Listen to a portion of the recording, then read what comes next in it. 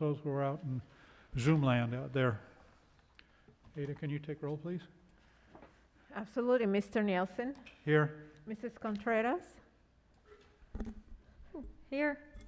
Mr. Rader, Here. Mrs. Reyes, Here. Mrs. Sosnick. Here. You'd all like to stand and join me in the Pledge of Allegiance? I pledge allegiance to the flag of the United States of America and to the republic for which it stands, one nation, under God, indivisible, with liberty and justice for all. As a courtesy, if you would like to shut down your cell phones for a moment of silence and keep in your thoughts and prayers those students, teachers, and staff that are taking care of our kids here in Littleton District as well as other districts.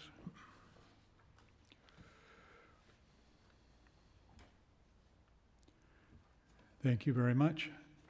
Do any members of the board have a statement that they'd like to share with us this evening? Okay, not. Dr. Freeman, would you like to please share your report with us?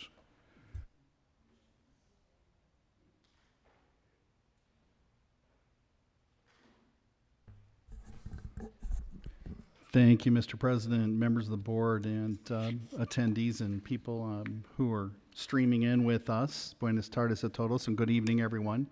I want to start out by extending our deepest sympathies to one of our families for the unexpected loss of their father last week. I want to add that the social worker crisis team who reached out to families continuing to provide support, and we're heartbroken.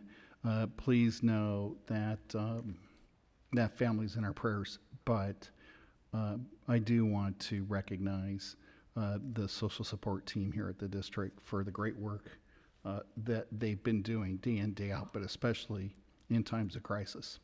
Start of the school year meant that we're finally able to return to holding instruction in classrooms. Everybody was visibly excited to greet everybody back, and things ran very smoothly considering it's been a while since students have practiced routines such as getting on and off the bus, walking to school, standing in line, keeping your hands to yourself. But the kids were great, and actually the kids have been great about wearing masks. We've had very few exceptions, and our PIO highlighted the first day of school this year in a couple videos, parent night, which I'd like to show at the end of the report, time permitting. Students have responded well and are understanding the need to keep everybody safe. I can't understate the importance of continued cooperation from our families to stay healthy at home. Healthy at home means in-person instruction is not interrupted. Basically, masks and vaccines equals staying open in person.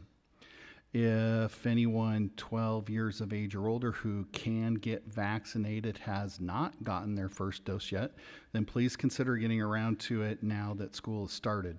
We understand that dealing with those symptoms may be scary, but in the long run, it'll be considerably less painful, expensive, and time-consuming than getting seriously ill with COVID. I want to address for a minute the temptation to simply pit vaccinators against anti-vaxxers. And this really should be resisted because things are actually more complicated than just that.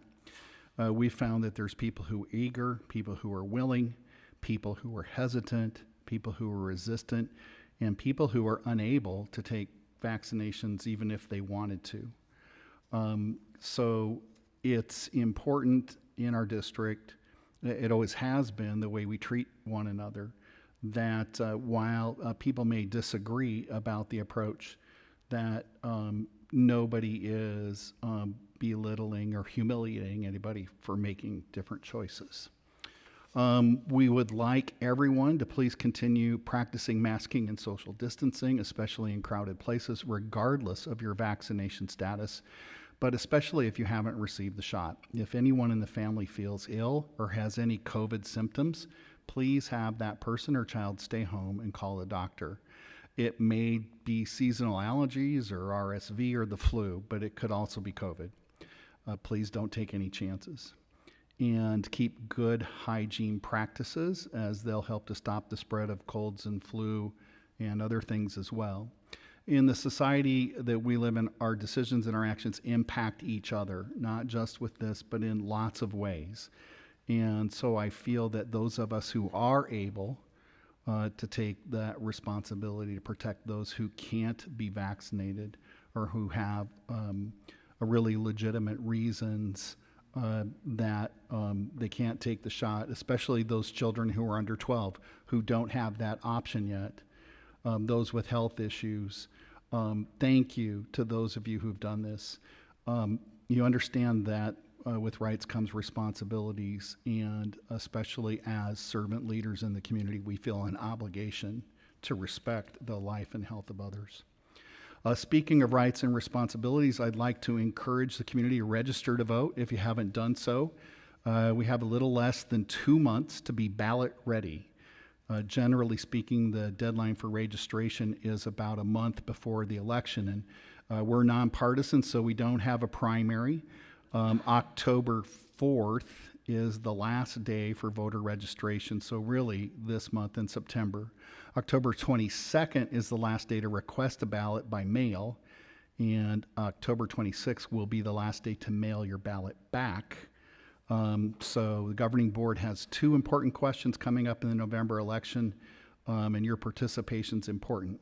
One is adding Littleton schools to the West MEC district, which would mean greater access for our students to the programs of West MEC with no cost to taxpayers at all. The bond question authorizes the district to issue bonds vital to improving efficiency and the health and safety of our facilities, as well as meet the demands of our growing community. Before classes started, teachers were engaging families by updating them with reminders through Remind, Twitter, Facebook, Instagram, and their Google Classroom tools. I have a few statistics I can report tonight. Enrollment is up about a couple hundred students from this time last year, and we'll be tracking that trend over time. We have about 150 online students already and nearly 5,600 kids in seats. So far for the first 10 days, our attendance is 97.8%. So I hope it stays that high all year. The counts that we have, let's see. Well, we don't have other comparisons. We're up from last year, but down from the year before COVID. So I think we're making progress in recovering enrollment. The Collier Business Academy staff were eager to provide information on their business financial literacy focus. At Country Place, staff and students learned about leadership and updated PBIS expectations. Throughout all the campuses, teachers were intent to begin building relationships with community and families. And so positive relationships are essential component to having a collaborative campus that focuses on ensuring the success of all kids. Estrella Vista STEM students and families utilized Passport for learning to time travel their first day of school to their new homeroom classrooms and special area teachers, transportation and food service stations at Fine Arts. We had 38 students already sign up for the new offering, Ballet Folklorico, which will take place before school twice a week and is open to all fine art students. We're going to, when we talk about mitigation, limit the number of people in the room at one time, but we want to be able to keep opportunities for kids. We had a fantastic turnout for Meet the Teacher Night, and I think, I don't have a count yet, but I think we had about 4,000 people, which is roughly equivalent to the number of families we have. And the community was greeted by administration and staff, and students and families were eager to learn about their teachers and their campuses. Teachers had their rooms prepared to welcome students and families in fun ways. There were goodie bags and beautiful bulletin boards, and families were greeted with warm smiles and open hearts. Everybody's excited about being back in person. They learned how the year was going to kick off with uniforms and parent view, laptop insurance, how to communicate with teachers, and much more. PTAs were already up and selling T-shirts, and parents at some campuses had the opportunity to purchase some gently used uniform components, which saves them a lot of money on some shopping. Transportation, Boys and Girls Club, food services were on hand at campuses to assist with questions. So it was quite a night. The attendance here it is. It's exactly 3828. So that was a great turnout, especially coming off of the year we just had. The summer feeding program ended on July 16th. Over 37,000 meals provided to the community over the summer break, breakfasts and lunches. That's 35% more than meals were served over the summer last year. We have transitioned to our regular feeding program, except that all our meals are free, and we have a special schedule for getting meals to our Littleton online families. Students were excited to see salad bar filled with a lot of fresh veggies and fruit. We're optimistic the federal government will continue to support providing meals that are free of charge to Littleton students, regardless of their eligibility for the whole year. In closing, we want to express our thanks and appreciation to Chloe Silva, Program Associate at Virginia Piper Charitable Trust, for this year's donation of $15,000 in back-to-school grants for our campuses. And if time's permitting, Mr. President, I'd like to be able to show one or two of those videos from Parent Night and Opening Day. If you have a preference, or if anybody on the board has a preference, or you want to take time to see both. I was trying to find out how many minutes they are. Did you? It's just one? We only did one? Oh, there's two. They're only 1 minute. Oh, so I think, Let's go ahead and I mean, I'll take, privilege, superintendent's privilege, and say two then.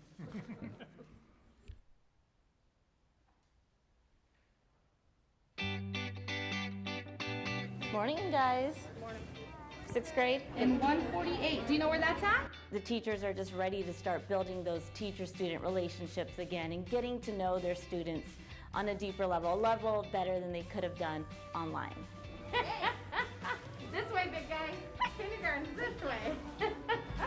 It's amazing just seeing the kids, seeing the smiling faces on not only the kids, but the parents, the teachers, everybody. It's just nice to get back to some sort of normal. Good morning, Shark Nation, and welcome to the first day of the 2021-2022 school year. This is your principal, Dr. Five. A lot of excitement, a lot of energy going through the halls, going through our classrooms. Our students are excited to be back. Sixth grade down here. I'm feeling good about it. He's excited. You know, they've been kind of, I feel like, stuck in the house for months and months now. So I'm happy for all the kids. Let's continue standing for the Pledge of Allegiance. Amazing, I love it. I love seeing the kids' faces every day. All children are capable of success, no exceptions. Right out the door, special Steve. My class is pretty cool because I have the majority of my friends here. Making new friends. I'm most excited for school is like meeting all my teachers. I'm super excited. I know they'll be eager to get back into the classroom and get to be with their friends again, get to be in person in the class learning. I know that's the best possible way for them to learn. Howdy! Howdy! And so that means that everyone should be quiet and listening to me, okay? I know some of you guys are wearing masks and some of you aren't, which is perfectly fine. But raise your hand when I do call your name so I can look at you, okay? I hope that they feel that community spirit that we have at Quinton, that family feel, and know that they are wanted here. We want them to be successful, and we're so happy that they're with us.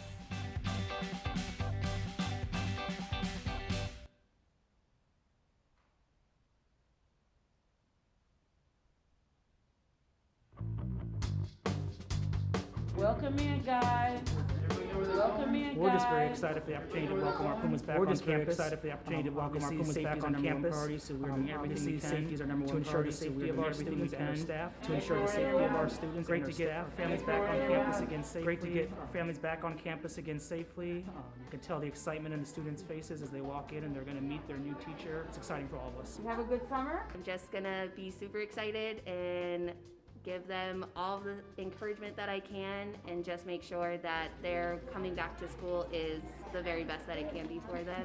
Oh, I'm so excited to have them in person, and I'm just so excited that we get to do all the things we couldn't do last year. I want them to be able to play and meet their friends and do everything that is normal to our kids.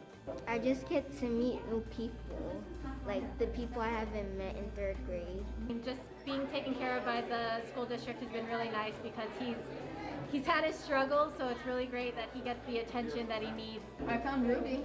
Gets me excited to know that this is the right school, being able to get the help that she needs. I get to meet my teacher in person, and I get to learn a lot of things more than online, and I get to have fun. What are you most excited about? Learning? You want to learn. I'm looking forward to the students coming in with an open mind and just to be happy to be here. So what color bus? Blue bus? We'll see you, okay? Great turnout tonight. Everyone's coming masked and they're staying distance and just having a great time. And so we're really looking forward to this new school year and getting our students back in the seats, and they're going to do some amazing things this year. See you Wednesday.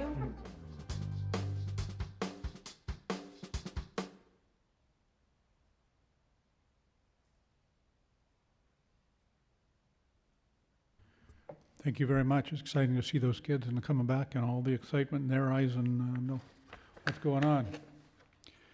Or hope to know what's going on. 6B is a proclamation on on attendance awareness for the month of September. I'll go ahead and read that. Proclamation of September as Attendance Awareness Month. Whereas good attendance is essential to student achievement and graduation, and we are committed to dedicating our resources and attention to reducing chronic absenteeism rates with a focus starting let me pull this down here, as early as kindergarten.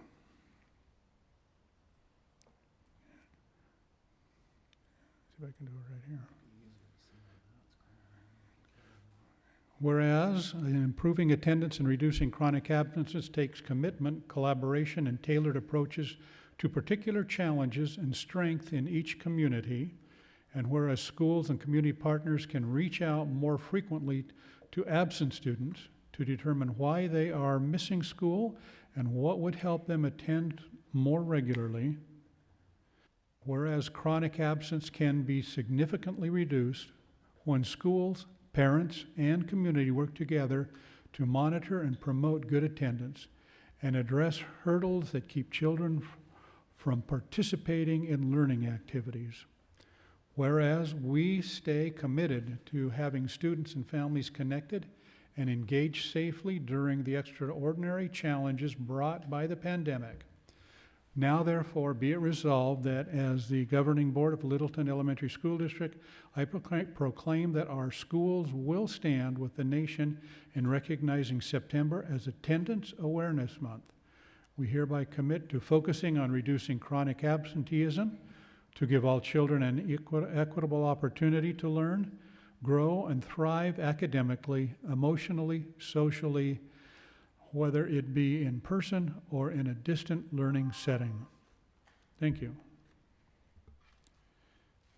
Ms. Vandewater, would you like to share with us our showcase this evening? President Nielsen, members of the governing board, Dr. Freeman, I am excited to present to you our program showcase for this evening. Tonight, Mrs. Ann Catlin, the assistant principal at Collier Business Academy, will showcase the Littleton School District's Rolling into Learning Summer School Program. Littleton Summer School Program was an education camp for students. You will have the opportunity to hear how our district engaged students and staff in a summer school program that was designed to be fun as well as educational, with plenty of learning and enrichment activities built into our program. Engagement was facilitated within and outside the classroom and incorporated a culminating and memorable experience. Based on research published by the RAND Corporation, it has been shown that students can benefit in several ways from summer learning programs, especially by mastering material that they did not learn during the previous school year, reversing any summer learning loss, and achieving learning gains. Summer learning for our Littleton students presented a viable and engaging way to mitigate summer slide or any other lengthy learning gaps for our students. We are pleased to welcome Mrs. Ann Catlin to learn more about this great summer experience. Ms. Catlin. Thank you. President Nielsen, members of the board, Dr. Freeman, the executive team, and community. My name is Ann Catlin. I'm currently the assistant principal at Collier Business Academy, but served as the administrator for the Rolling into Learning summer school program. I appreciate the opportunity to showcase our summer program this evening. The goal of the summer program was to accelerate growth and enrich learning for all. All the lessons and activities were essential standards-based with the intention of preparing students for success in the 21-22 school year. The Rolling into Summer program was a continuation of each student's learning from the regular school year. The teachers were able to use the students' pre-test data to create differentiated lessons to continue growth for all. The Rolling into Learning summer school program took place from June 7th to July 1st. We rolled right into summer learning from the school year. The program was district-wide and located at Country Place Leadership Academy. There were 514 students enrolled from all 7 Littleton campuses. Our staffing included 34 teachers, 12 paraprofessionals, and 4 custodians. The school day ran from 8 to noon and included breakfast, lunch, and students were even able to bring home food at the end of the day. Students in grade kindergarten through 4th grade experienced engaging ELA and math lessons and activities. Students in grades 5 through 7 focused on math lessons and activities. Again, the lessons and activities were focused on identified standards with the intention of continuing growth and learning and preparing students for success in the 21-22 school year. I sound loud to me. Kindergarten through 4th grade teachers intentionally plan to support reading and writing advancement by focusing on 3 of the 5 pillars of effective literacy and reading instruction: phonemic awareness, phonics instruction, and comprehension. These pillars are truly the foundation for academic and lifelong success. This table you're seeing represents the percentage of students making growth in ELA by grade level. As you can see on the screen, there was significant growth in skills which support reading fluency. The data points reflect growth in reading fluency from the pre to post test. This growth occurred in just 16 days of instruction. Kindergarten through 7th grade students or grade teachers intentionally plan to support number sense and math fluency through routines and math games. By focusing on problem solving, we support students in gaining the transferable skill of critical thinking. We are also building that grit and perseverance needed to continue growth and learning in math. This table represents the percentage of students making growth in math by grade level. As you can see on the screen, in just 16 days, there was significant growth in math skills. These data points reflect growth in math fluency from the pre to post test. On the screen now, you'll see some examples of student and staff learning engagement. As you can see, students and teachers were highly engaged and had fun during learning. There was never a moment lost. The students were engaged in collaborative practice, and as you can see, safety was a focus.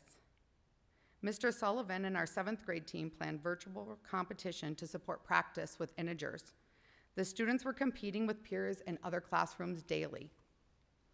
I observed students cheering each other on, prizes being won, and most importantly, 100% participation and really high levels of engagement. Our Littleton teachers and staff are caring, dedicated, exceptional professionals who are committed to our students, parents, and our community. They demonstrated their perseverance and resilience by digging deep and challenging themselves and their students. Learning was individualized and personalized to ensure that all students had an opportunity for growth. Please listen while our teachers share why this summer program was so successful. Hello, my name is Adria Randall, and I'm the 7th and 8th grade resource teacher here at Collier Business Academy. I had the opportunity to work summer school this year, and I believe it's a great opportunity. If you get the chance to, I definitely recommend that you give it a go. You get to see all types of students and watch their growth from the beginning of summer school all the way to the end. Hi, my name is Caitlin Thompson. I'm a resource teacher here at Collier Elementary for the grades K-4. This summer, I had the privilege with working with first grade students at Country Place for summer school. My favorite part was watching how excited they became to learn and how quickly they picked up the concepts and was able to do it in fun ways. The reason that I want to continue this in the future is that in those short 4 weeks, they grew 14% in math. So I'd love to be able to continue that growth and see the amazing things that we're able to do with our students and with the community. Hi there, my name is Miss Billings and I am a 6th grade math teacher here in the Littleton Elementary School District. My home school is Littleton Elementary STEM Academy. I had the opportunity to go work at Country Place this summer for our summer school program teaching 6th grade math. The most rewarding part of the experience for me was getting to meet new students across our district and watching them learn and grow as they worked so hard to persevere in their math skills. One of the skills we worked on and continued to work on over the course of the 4 weeks was multiplying multi-digit whole numbers as well as multi-digit decimals. And we worked on multiple different strategies to solve those types of equations. And one of the methods that students preferred was the lattice method or the standard algorithm. And I got to help the students pursue that and help them really perfect their skills. As you can see, the teachers were excited just as the kids were, and it was really great for them to see that pre to post test growth. On July 1st, the Rolling into Learning community of learners participated in a celebration of their learning and growth. Hello, my name is... We visited Jake's Unlimited in Mesa for fun and games. Students, teachers, and many parents and families joined us at Jake's to celebrate our learning. During the celebration at Jake's, students continued to build strong relationships with their peers from all of the other schools. We had become truly a community of learners. The affirmations and thanks flowed freely between students, staff, and our Littleton community. On this screen, you see statements from our students, and our Littleton students arrived enthusiastic and ready to learn from the first day of learning. They shared their favorite parts of participating into the Rolling into Learning program. On the screen, you can see student comments, which we believe reflect the reasons for our high learning engagement during the summer. Students shared both social and academic reasons for their attendance and commitment to summer learning. Statements about math and then statements about seeing their friends and having brain breaks and learning new things were abundant. We've all heard the saying, it takes a village, and this year it truly did. We came together as a community to ensure that our Littleton students had the opportunity to learn and grow through targeted, intentionally planned curriculum and engaging activities just when they needed it the most. I would like to thank our departments of school leadership, curriculum and instruction, exceptional student services, instructional technology and integration, transportation, food services, operations, HR, payroll, and benefits, as well as special thanks to Dr. Mike Cagle, Eliana Barrera, and Mercedes Aguilar for hosting our program at the Country Place campus. And special thanks to Nancy Morgan, Yusra Millenbaugh, Eric Nelson, Kara Miller, and Holly Tui for ensuring that our first days went smoothly. It had been a while since some kids have been on a campus. I'm so proud to be a member of our Littleton learning community, and it really showed how proud everyone else was too this summer. Thank you for the opportunity to showcase our Littleton summer program. And at this time, do you have any questions for me? Kathy, let's start with you there. So first, let me give you a lot of thanks. I heard from a lot of parents and children that attended summer school, and I don't know why we just don't do summer school and do away with regular school, because everyone absolutely did nothing but rave. Now, I don't necessarily, I know, I'm just kidding, but that's how much they loved it. That's my point. And I don't know if I would consider it summer slide. I would consider a lot of it had to do with students that attended online that may have not been their format, that they were learning. But I know 3 that were really doing poorly in math. And the summer program, whatever you taught, however you taught it, they got it. And they will be successful now in their grades because of summer school. So what I found intriguing in your presentation is when you said in 16 days, and you're right, it was a very small window, but what they learned to me was amazing. If the growth can be that high, so I'm just sitting here thinking, okay, they loved it. They didn't mind getting up and going, right? They raved about their teachers and fun. It was fun. How do we translate that and carry? I mean, growth of 16%, when you look at 53% students achieving in different grade levels, you did something right. I can't tell you I know, but how do you translate that and take that out to other classrooms? We struggle with that kind of performance. You mentioned curriculum laid out well, instruction. Whatever summer school did, now maybe it was because online and they had, whatever you did, it worked. And so I'm just curious, with those numbers, is someone picking your brain? Are they going, how are we successful? What did you do? What was your curriculum? Because obviously your teachers, your curriculum, it had a design and it had a concept and you focused on it and you were extremely successful. So hats off to everyone. Amazing. One of the best summer laid out programs I heard the most positive comments about. So thank you for all that commitment, hard work. I'm sure it wasn't easy. So thank you. President Nielsen, Member Reyes, thank you so much. I'm sure that everyone will be so glad, the teachers and everyone that worked so hard to put this together.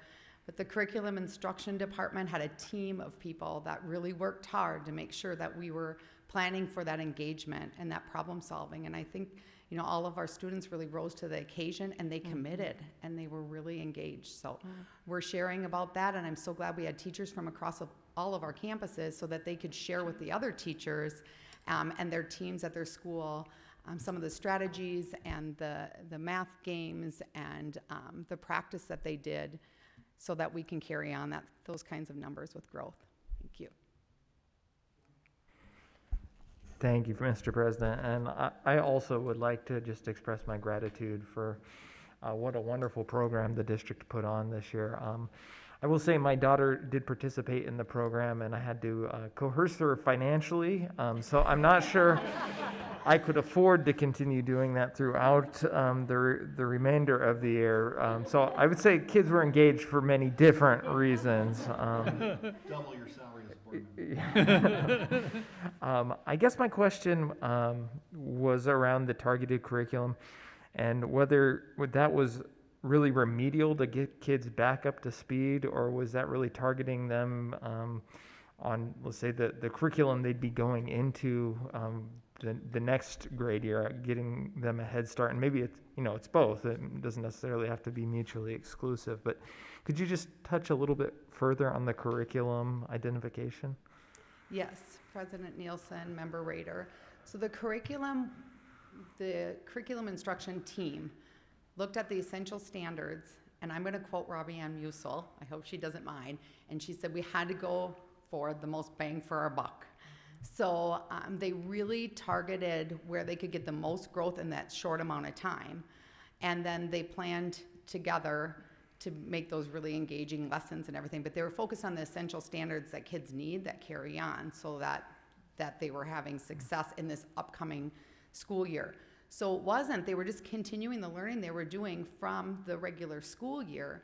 But I think that the thing that made it the most successful was because they really focused on those few essential standards that they knew they could get that growth in. But as we all know, in ELA and math, when we're really focusing on certain standards, other ones come with.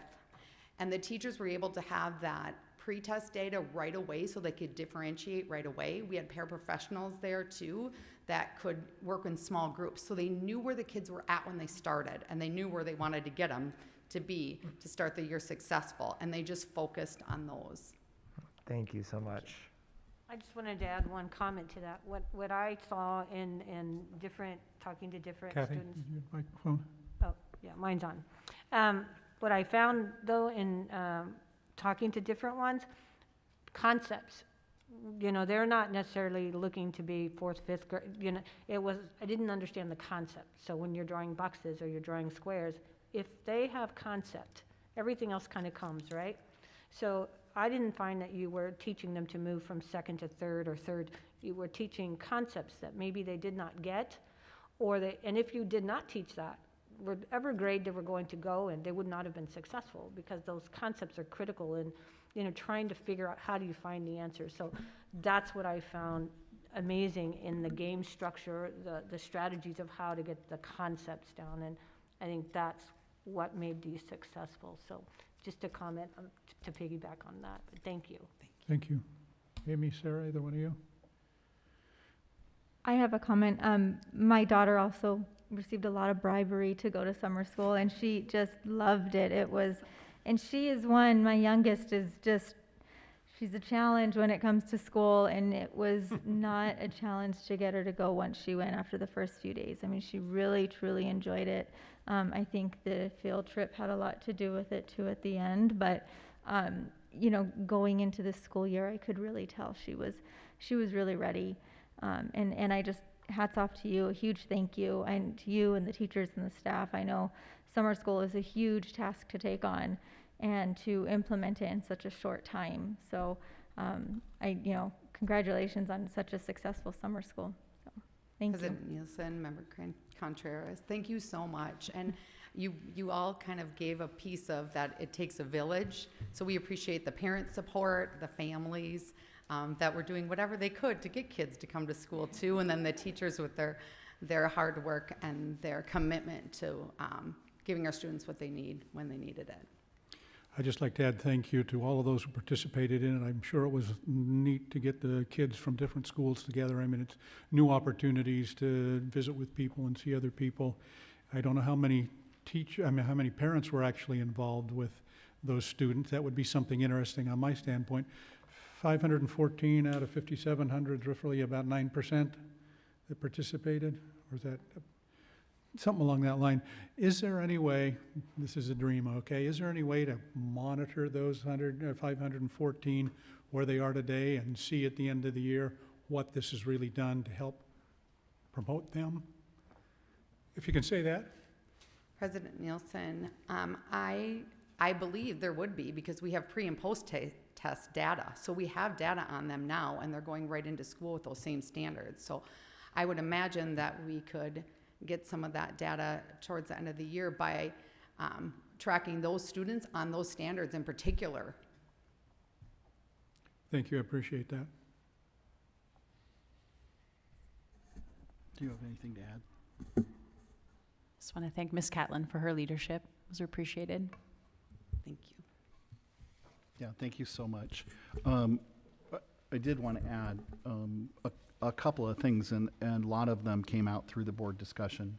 So summer school is unique because the group and the classes are a little smaller, so there's more attention. We had additional resources this year because of ESSER, and we really thought it was important to try to work on learning recoveries with the kids. We had to do as much as we could. We had planned to have more kids, but we didn't get as many volunteers as we'd hoped. So I think it's important that a couple things, you know, kids were more eager to be in person when they haven't been able to, and they were all volunteers. And so the attitude the kids come with, I think, is important. We had targeted goals, concepts, and assessments. So we measured what we taught, which if you're doing standardized assessment isn't always true. So we pre and post tested what we were going over. And so directly measured that. A broad-based assessment can test things that kids haven't had in a long time. And we really were deliberate about setting up an incentive for the kids to be there and attend, to be able to have a reward. And we had to fight with the Department of Education to keep that in our budget because it came out of grant funds. So, I mean, the kids did great, but it was a tremendous effort, collaborative effort by staff. And it was unique, and it was, you know, I think, yeah, probably best summer school ever so far. Thank you so much. All right, item number 8 is call to the public. Open to the public. I understand there are no, haven't received anything. If not, let's go to item number 9, which is the consent agenda. Are there any members of the board that would like to have any of those items removed from the consent agenda? I would like to have B1, just out-of-state travel, please. One more time, Kathy, please. D. B as in boy, 1. Yeah, I'm pulling B1 just for discussion, please. Okay. Thank you. All right, can we get an approval of all of those, but is it all B items, travel, out-of-state travel? Motion to accept all except 9B1. Okay, can I have a motion to accept all of those items of consent except 9B1? I move that we accept all the consent agenda with the exception of 9B1. Thank you. I'll second. Thank you. Mr. Nielsen? Aye. Mrs. Contreras? Aye. Mr. Rader? Aye. Mrs. Reyes? Aye. Mrs. Sashnik? Aye. Thank you. 9B1. You got some information on that one that you could share with us, or just Kathy, what does it do? Yeah, so my only question is, I mean, I'm all for out-of-state travel, but, and I understand those dates are down, one's in November, and who knows what it'll look like. My only concern with approving, if we're telling, we're going to get to an agenda item here that wear masks, do this, do that, don't do this, and yet we're potentially allowing people to travel out of state to, I don't know what a hotspot will be. Maybe Arkansas will be a hotspot. I'm just concerned what message we're sending. Is it a message of, we can send out-of-state travel for administrators, but wait a minute, we're telling these kids, mask up, don't do this, parents, you got to do this, stay home. I'm just concerned it doesn't feel right to me. So I'm not comfortable with it because, again, I don't know what's going to happen in November. What if we're totally on lockdown and things are tight? I know you may not go, but approving it today, I just want to make sure that's my concern.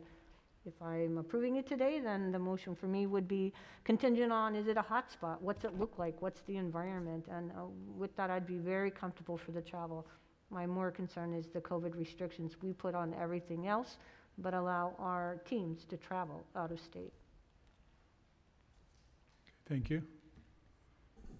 Mr. President, Member Reyes, we share those concerns and we've had a lot of discussion around it, and what the optics would be, what would be fair, and what would be reasonable. And so the revised mitigation plan comes up later in the agenda, and while we didn't anticipate this item being pulled, the discussion we have had so far is, of course, in order to prepare to travel, we need to get the board's permission in advance.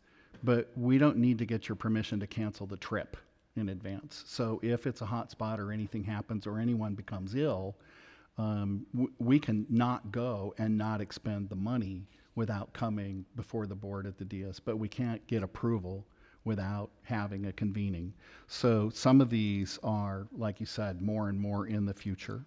The other thing that we decided was if staff are going to travel, they have to take precautions and they have to be vaccinated. So if you imagine, and you've been to these meetings, you're going to go to a place where there's a lot of people gathering and you don't know how prudent and safe they have been in guarding their health. So a couple of things we talked about was quarantine on return and requiring vaccination.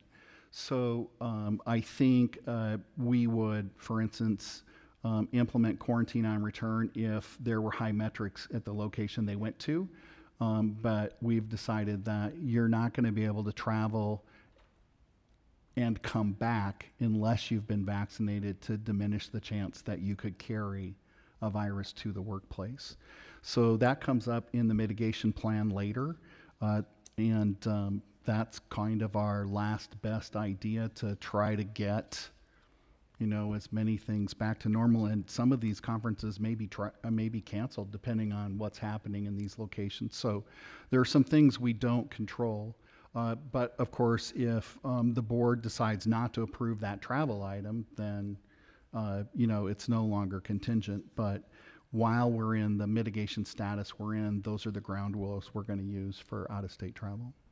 Okay, thank you. I mean, I have no problem if you have those mitigations you've discussed, where they're quarantining when they return. If they're in a hot spot, they would mask up. Vaccination, I will leave that. That's a very touchy topic. But, if they're quarantining and they're doing all that and that's an option, I'm fine with approving it so that you can get on the agenda for whatever price you're trying to lock in. But this is a topic I'm real sensitive about because of all the other restrictions we're putting on everything else. So appreciate you explaining it. It answers my question. And we are too, and I hope the board appreciates this is fluid for us as well. I mean, this was, there are pros and cons to all of these approaches, and there's a combination of whether you're going to get credit or contempt from people by trying to move forward. So, this is the thinking as of today, and as the situation changes, it may change, and certainly when we want to make changes to the mitigation plan, we're going to bring those before the board, but also try to navigate and live with what we have between meetings. So that is new. That hadn't been on the mitigation plan before. Thank you. I personally would have no problem making the motion then to approve the out-of-state travel based on the discussion we just had, a possible quarantine, looking at it when it gets closer. I have no problem making that motion to accept that. Thank you. If you have a second to that as well? This is Amy, and I'll second. Mr. Nielsen? Aye. Mrs. Contreras? Aye. Mr. Rader? Aye. Mrs. Reyes? Aye. Mrs. Sosnick? Aye.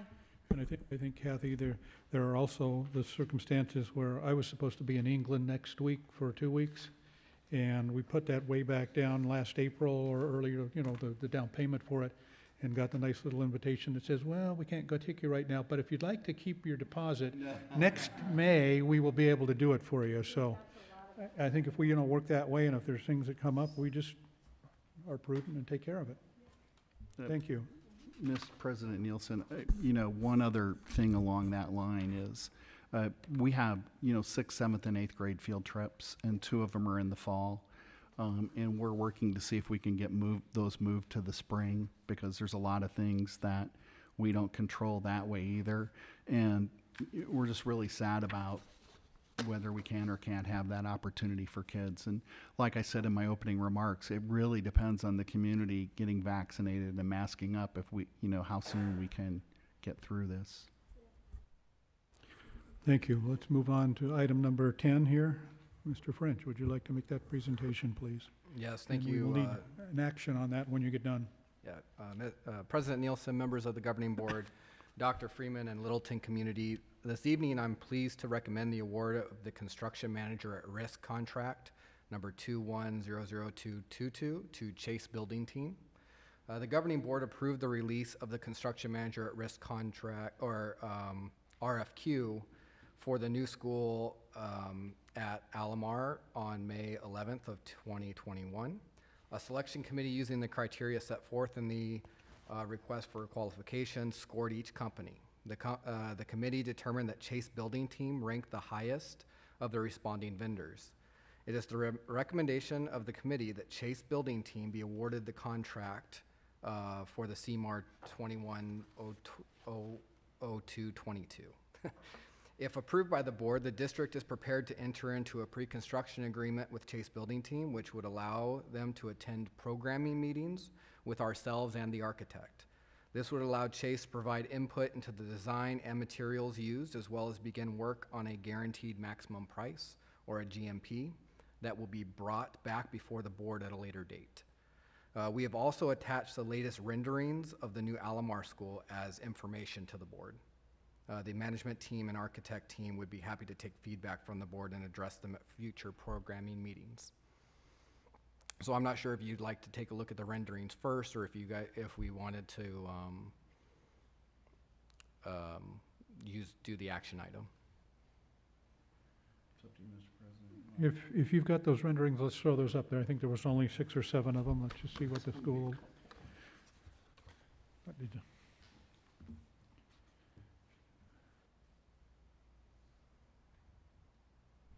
Mr. President, the Alomar community has a set of adopted palettes along kind of the lake and agrarian theme. So you'll see the kind of the agricultural and wheat colors mixed in with the two blue accents, which we've adopted for the exterior coatings for the school.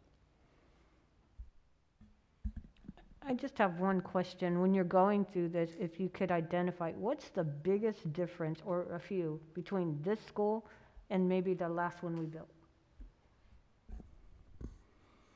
Mr. President, Member Reyes, so we have actually talked about bringing standard design components before the board for your review, but if you look at that campus from the top right corner, that building you see standing up is the multi-purpose room and kitchen. Because this site is long and narrow, we've aligned the buildings along Broadway Road. We made changes to the parking lot and all those things based on board member feedback before. So the kitchen is the same design as fine arts because our food service people said of all our kitchen designs, they like that the best. Okay. It does not have the extended stage and stage features that fine arts do, but otherwise the cafeteria floor and the kitchen match fine arts. Okay. The cafanasiums at our schools are different. When we got Collier, that was an HDA design, and SFB dropped it onto your campus, and I don't know if you were even consulted when they did it. It was a standard footprint that SFB was using at the time. When Country Place and Quinton were built, they were K-6 schools, so they were on K-6 standards.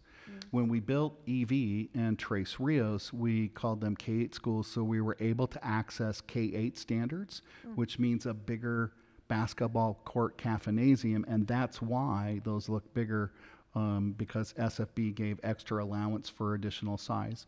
So the cafanasiums are a little different depending on the year they were built and the rules they were built under.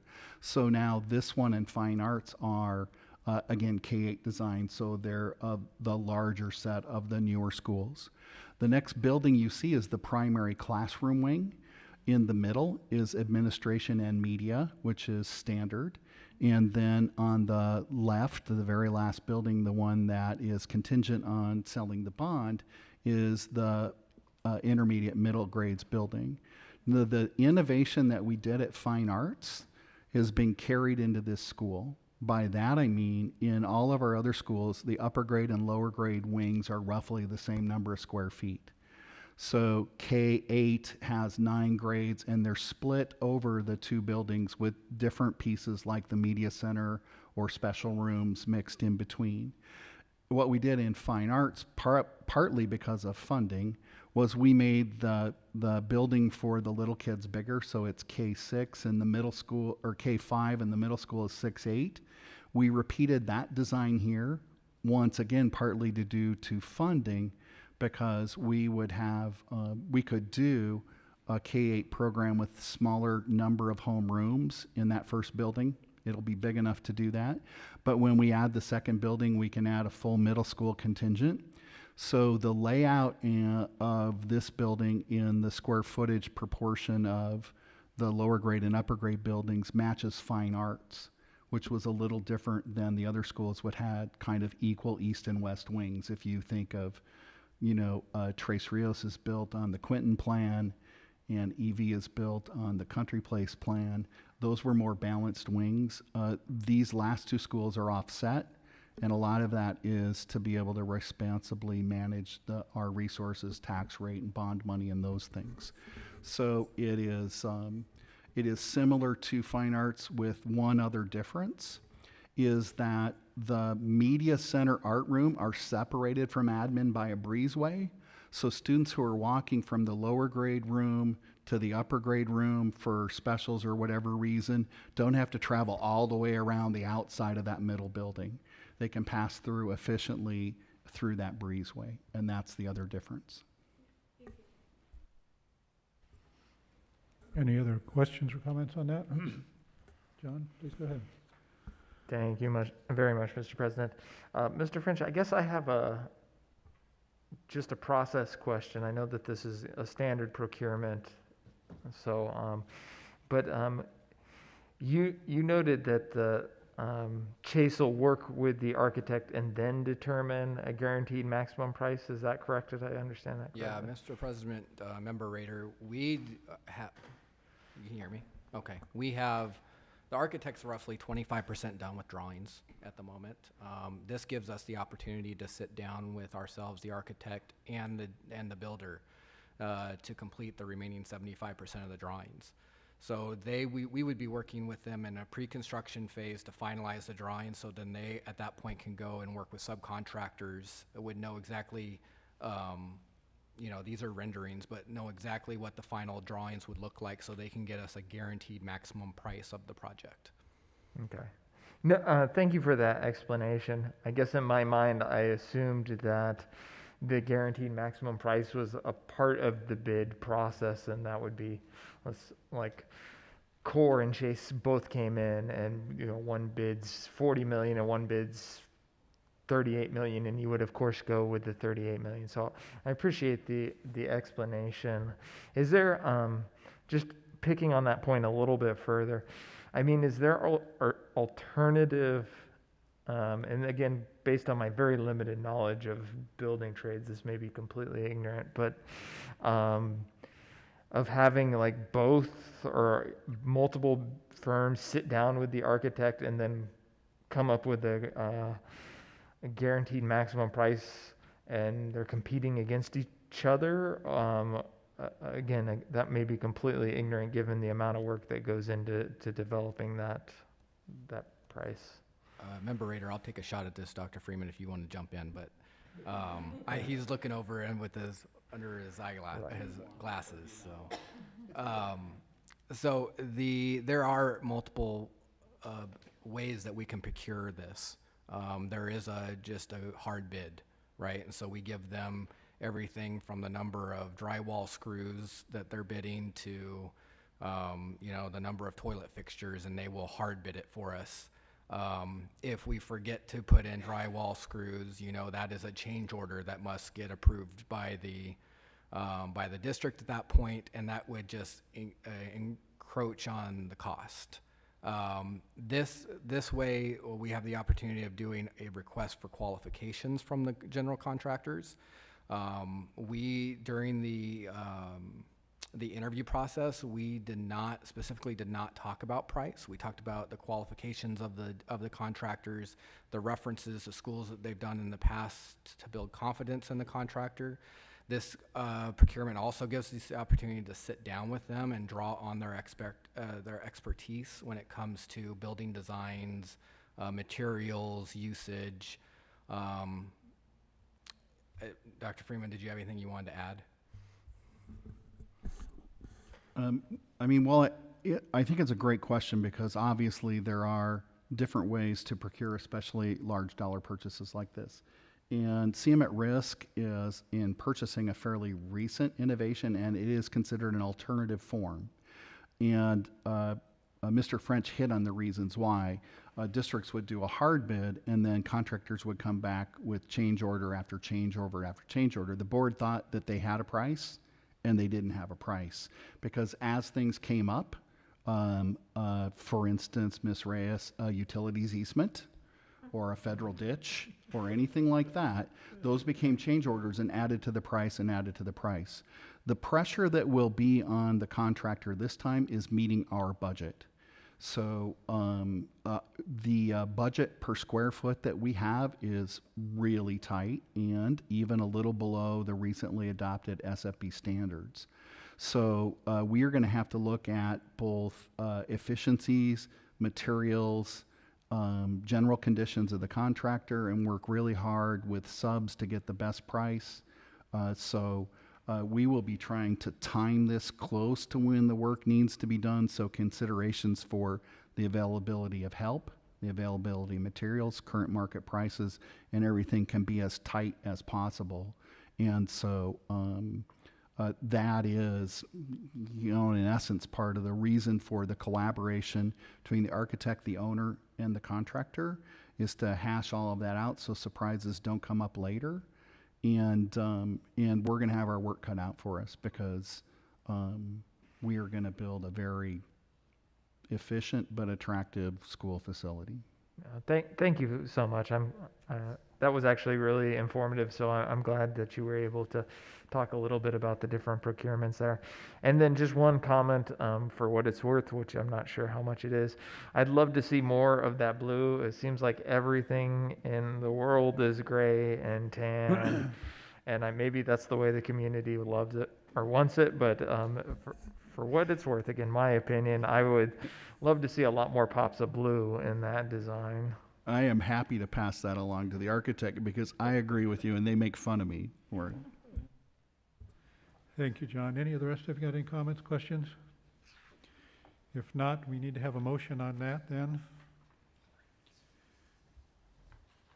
I'll go ahead and make that motion and move that the governing board approve the award of the CMR contract number 21-002-22 to Chase Building Team and pre-construction costs to develop a guaranteed maximum price on the new school in the Alamar development.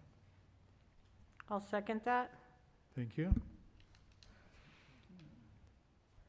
Mrs. Reyes. Kathy? Yeah. Mr. Nielsen? Aye. Mrs. Contreras? Aye. Mr. Rader? Aye. Mrs. Reyes? Aye.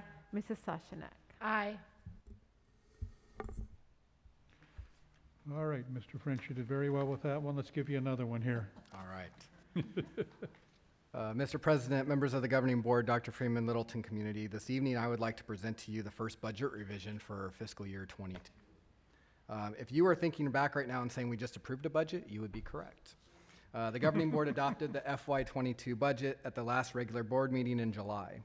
As mentioned at that meeting, the forms used to adopt the budget were preliminary forms provided to us from the Auditor General. Since the final forms had not been released, since then the final forms have been released, and computer just restarted. Can you go to the next slide, Sue? So why are we revising so soon? Arizona Revised Statute 15905 provides guidance to school districts on revising expenditure budgets, and subsection Q specifically allows districts to revise their budgets by September 15th for changes in law that impact budget calculations in their adopted budget. With that being said, I would like to highlight the changes in the FY22 budget approved during the legislative session.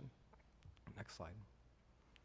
So the first three items on this list have a direct effect on the M&O budget. The first change is an increase to the base support level of 1.97%. That went from $4,390.65 to $4,445.53. The second change is an increase to the transportation support level by 1.21%.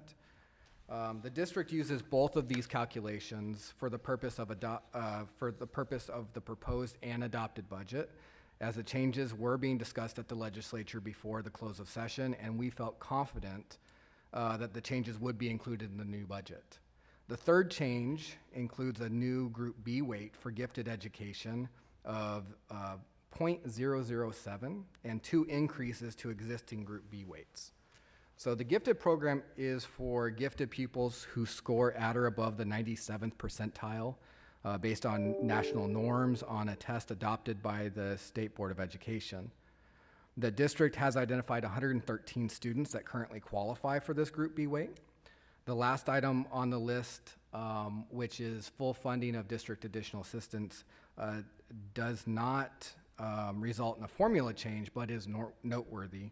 The state will be funding district additional assistance at 100%. This is the first time since 2009. So armed with this information, we can discuss the changes required for the budget revision. Like I mentioned on the last slide, the district had already built the first 2 changes, which is the base support level and the transportation support level, into the adopted budget. The change in Group B weight did provide a positive impact for the district. The Group B weight increases the weighted average daily membership by 58.816 ADM, When we multiply this by the new base support level of $4,445.53, we get an increase to the revenue control limit of $261,468.29. Go ahead to the next slide, Sue. When we add this increased capacity to the FY22 adopted general budget limit, we get a revised M&O general budget limit of just over $39 million at $39,066,126. As we do with every budget revision, the revised budget has been aligned with expenses and distributed budgets in each category as well as the appropriate functions. What I would like to do over the next several slides is provide the board a brief overview of common budget types we discussed during board meetings, the formula used to determine the general budget limit, and the different weighted student add-ons used in the budget process. So this slide includes the major budget types, how those budgets are determined, how the district receives funds for those, and the typical uses of those funds. The first budget type that will be familiar to the board is M&O. The M&O budget is formula driven, and we will look at that on the next slide. M&O is paid for by a combination of local property tax and state aid. Around 80% of the M&O budget is comprised of salaries and benefits, while the remaining is used on purchase services, supplies, and other items such as dues and fees to professional organizations. M&O is the main fund for regular education, special education, and transportation. District Additional Assistance, or DAA, also known as capital, is also formula driven and is paid for by a combination of local property tax and state aid. Capital is, or DAA, is used to pay for items such as textbooks, curriculum, furniture and equipment, and technology. We will provide a deeper dive into DAA during the September governing board meeting. We're going to be talking a little bit about capital, the capital override, and bond funds. Federal and state grants include formula-driven items such as Title I, as well as the new ESSER funds, as we've discussed at prior meetings, but also include competitive grants that rely on applications to be submitted and awarded. These grants are typically funded by federal or state governments and are typically used to supplement educational programming. Dr. Freeman and I had discussed bringing that back to the board and going into a deeper dive of grants, possibly at the November meeting. Next slide. What I would like to show you on this slide is the formula used to get to the M&O general budget limit. So we begin with the weighted student count, which is signified as WSC on the slide there, and multiply it by the base level amount, BLA. We then multiply this number by Teacher Experience Index, which is TEI. The TEI can increase above 1.0 if the district average teacher experience is above the state average, but cannot be below 1.0. As of this, the last report, Littleton's average number of years experience for teachers is 7.94 years, and the state average is 9.61. So with that being said, the calculation for TEI is 1.0. The last step before calculating the base revenue control limit, which is the BRCL, is to add the non-federal audit expense from the prior year. Once we've calculated the base revenue control limit, we will add the transportation revenue control limit to get the revenue control limit, which is the RCL. Once we calculate the RCL, we add on items such as the M&O override and prior year carry forward to determine the general budget limit.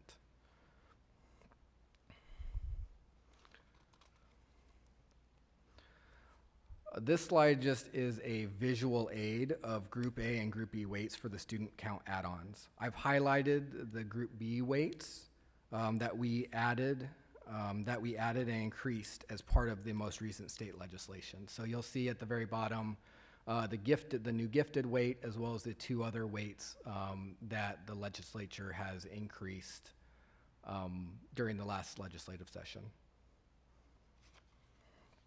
The next slide is a pie chart that represents the M&O budget by function. So you'll see that instruction represents almost 59% of the M&O budget. Other notable functions include operations and maintenance of buildings at just under 10%, student support at just under 9%, and school admin at just under 6%. I would like to note this is M&O only. The next slide we will look at, and this is prospective, so this is saying, telling you what we plan on spending in our M&O budget this fiscal year. The next slide, we're going to be talking and looking at the Auditor General's classroom spending report, which is a retrospective look at where we have spent our money. It is also includes more funds than just our maintenance and operations budget. So Sue, you can go to the next slide. I took this information from the most recent Auditor General's classroom spending report. The pie graph also looks at functions, but pulls in other funds in addition to maintenance and operations. This chart shows Littleton spends approximately 70% of its funds in classroom spending. You'll see that in the upper right-hand corner, which is instruction, student support, and instructional support. And the district spends almost 2% more in instruction compared to its peer district average. Go ahead. This is another snip from the AG's classroom spending report and shows operational measures relative to peer district averages. You'll notice that district measures very low in all operational areas except for food service. The district has expected this as we've made a concerted effort to increase the programs available through the food service department, such as a garden program, a roving chef, and the Get Fit program, as well as upgraded salad bars at all of our schools. So I know I buried you in information tonight, but I would be happy to answer any questions that you have. Any questions, comments from the members of the board? John, please go ahead. Thank you, Mr. President. I apologize for all the questions this evening. Mr. French, so the district additional assistance, that's 2.4 million approximately? I'm not sure you mentioned a number, so I was kind of perusing through the documents. Off the top of my head, Member Rader, I apologize, I don't have the number in front of me, but the district additional assistance is approximately 2.4 million. We'd also have a capital override, which adds funds to that, as well as carry forward from last fiscal year. The last I remember looking at the document, we're roughly carrying $5.6 million of capital into this fiscal year. Okay, thank you for that explanation. And you did allude to a future meeting where we would discuss all of that capital spending holistically. Correct. And as far as I think it was 290,000 in increased M&O or about that, is that just typically get rolled into the carryover at this point, or is that get allocated to different spending items? So, Mr. President, Member Rader, we allocate those funds into different functions as well as objects into the budget. Those funds have been allocated into instruction to pay for teacher salaries and benefits. Okay, thank you very much. Thank you. Any of the rest of you have any questions? If not, then may I have a motion to adopt the updated budget?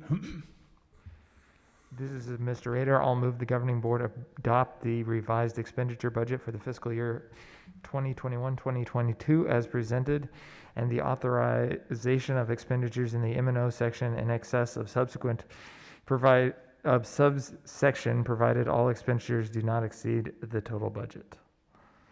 This is Sarah. I'll second that. Thank you. Mr. Nielsen? Aye. Mrs. Contreras? Aye. Mr. Rader? Aye. Mrs. Reyes? Aye. Mrs. Sosnick? Aye.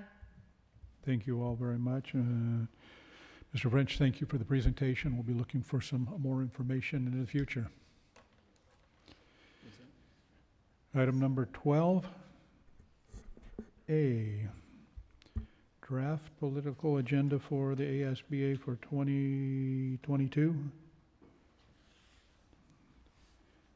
Let me bring that up. Is that something? Mr. President, I'll just review what you and I talked about when we Thank met in the past.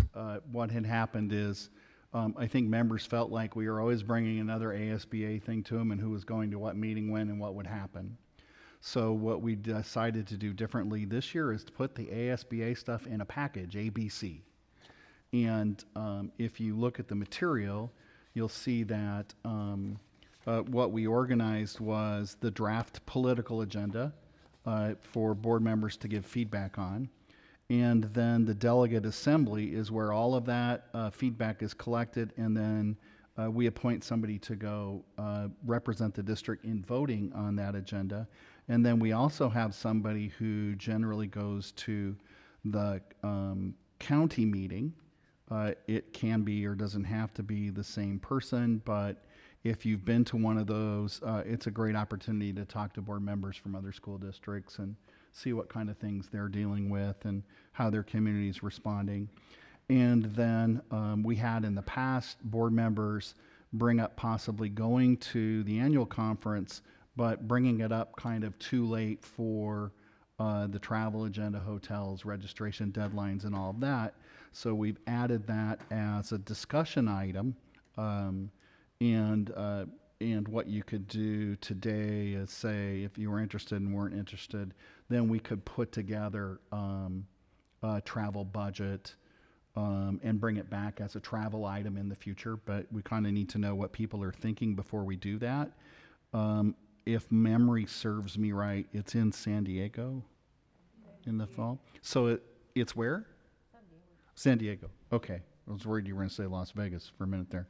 And so it's nice and close. You could drive if you didn't want to fly and those kind of things because of the venue. So those are the three things. If you look in your material, there's an advocacy calendar, which kind of explains the steps in the process for the School Boards Association. There is draft of political agenda, and it has proposed changes. And of course, number one on there is to maximize state funding to be competitive for workforce, full-day kindergarten to be restored, additional assistance. So you may have noted in Mr. Ryan's presentation, he said the last time that formula was funded was 2009, and this is fiscal 22 budget. If you count the years in between, there's 12 years where it wasn't funded. The other thing that's important to know is it was established in 1980 and has not been adjusted for inflation. While the charter school additional assistance has been adjusted for inflation all 12 of those years, where ours went down. So that's why that's still an issue for the School Boards Association. Buildings, of course, that have exceeded their useful life are expensive to replace, and that would be hard to do for school boards without help of the state. There is a growing issue around the state about affordable housing for teachers as prices of real estate and rentals keep climbing and climbing and climbing. And then, of course, preserving local control, which is at the forefront of issues about what boards can and can't do as far as mitigation procedures based on the most recent additional items added to the back of the budget. There's outcomes for kids, which is really an attempt to put some additional support between kids and who are struggling learners from struggling communities, and then some taxpayer accountability. Right now, the accountability for expenditures between public schools governed by elected boards and all of the other forms of expenses are highly disparate. So those are the things that are on there now. I think, Mr. President, you could collect specific feedback from members if you want, so your delegate is prepared to vote and to advocate when they get to the assembly. Choose a delegate and who might be able to attend these different activities. I have the delegate assembly. I'm looking for the date in your material. It looks like September 11th, at JW Marriott Camelback, which I think is adjacent to the school law conference the school boards puts on. And then the county meeting, October 18th. And then I think the annual convention isn't until the spring. Typically that's been March or April. So that's a ways off still. No reason to feel rushed in making that decision. I think as Ms. Reyes pointed out earlier, you might want to see how things progress a little bit. But usually the deadline for housing and early registration is pretty early. So I would think this fall you kind of want to make a determination on that. Mr. President, you know, I hope that gives all the background you need on those 3 items. You can kind of figure out what you all want to do about all of that. So with item number A, those were the 5 points. Tell me, were there about 5 points of those that you had summarized there for us or read to us? Yeah, it should be in the attachments It's if in the people want to attachment. scroll through them. I don't know if there's any additional ones we want to add, and it has to be in to the school board by when? That's why we're reviewing it right now. The priorities was before. So this is approve the draft and give input to your delegate. Okay. So that's the draft that has been submitted? I'm sorry. Yes. Okay. But we generated, I can't remember when it was, but we had our priorities. We revised them a little bit from the prior year Mhm. and submitted those. So it's not on this, well, it is on the timeline if you look at that document from the School Boards Association. So that was from fiscal 21 and carried into May submissions. So we did that last spring as we were kind of wrapping up the year and getting back to in-person. Okay, so is there any other information that you need on that draft? Is that something we want to approve tonight and get that taken care of?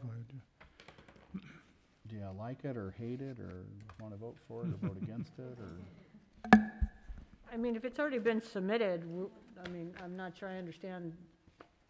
Okay, I get we're voting, but if it's already been submitted, it's already been submitted, right? So, Amy's got it, too. all the school boards put something together and turned it in May. A committee meets and compiles it into this proposal. Okay. You can talk about things in the proposal you like and don't like. So when your delegate goes to the assembly, they're going to say, we like the first, second, fourth, and sixth one, but we don't like, 5 and 7. Now, I see Ms. Sousnick is starting to raise her hand. She's been to the delegate I think assembly. she's volunteering. And she may have. I have not voted as a school board delegate at the assembly before, so my information is third hand, but maybe she has some first-hand information. Amy, would you like to share with us? I was just going to say, I have represented Littleton a few times at delegate assembly, and I always enjoy it, but what would be beneficial for whatever delegate does go is if there's something on this list that as a board we feel like no way that we want to support, that is always good for your delegate to know, or if there's something that you really, really like, because sometimes other districts try to add something or change something and they kind of come to the districts they think will support it. And so there have been times that districts have approached me and said, Littleton would want this, and we've never had a discussion about it as a board, so I kind of have to go with my gut on what I support it, and that makes you a little uneasy thinking, I'm just saying my opinion, and I haven't heard from the rest of the board. So. All right.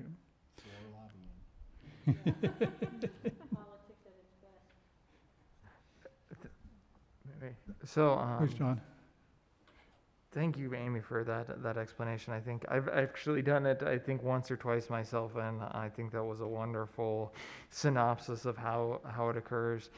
I don't think I strongly oppose anything on this list. Again, I've reviewed it a few times. I'm not sure I 100% agree with some of them either, but I guess the one that gives me a little bit of pause is give districts the authority to provide affordable housing options to teachers, just because, number one, affordable housing generally can be a very difficult issue, and it, again, I know, and I don't know what position each district throughout the state is, and if you're in Sedona, I mean, I imagine just finding places for your teachers to live is a huge challenge.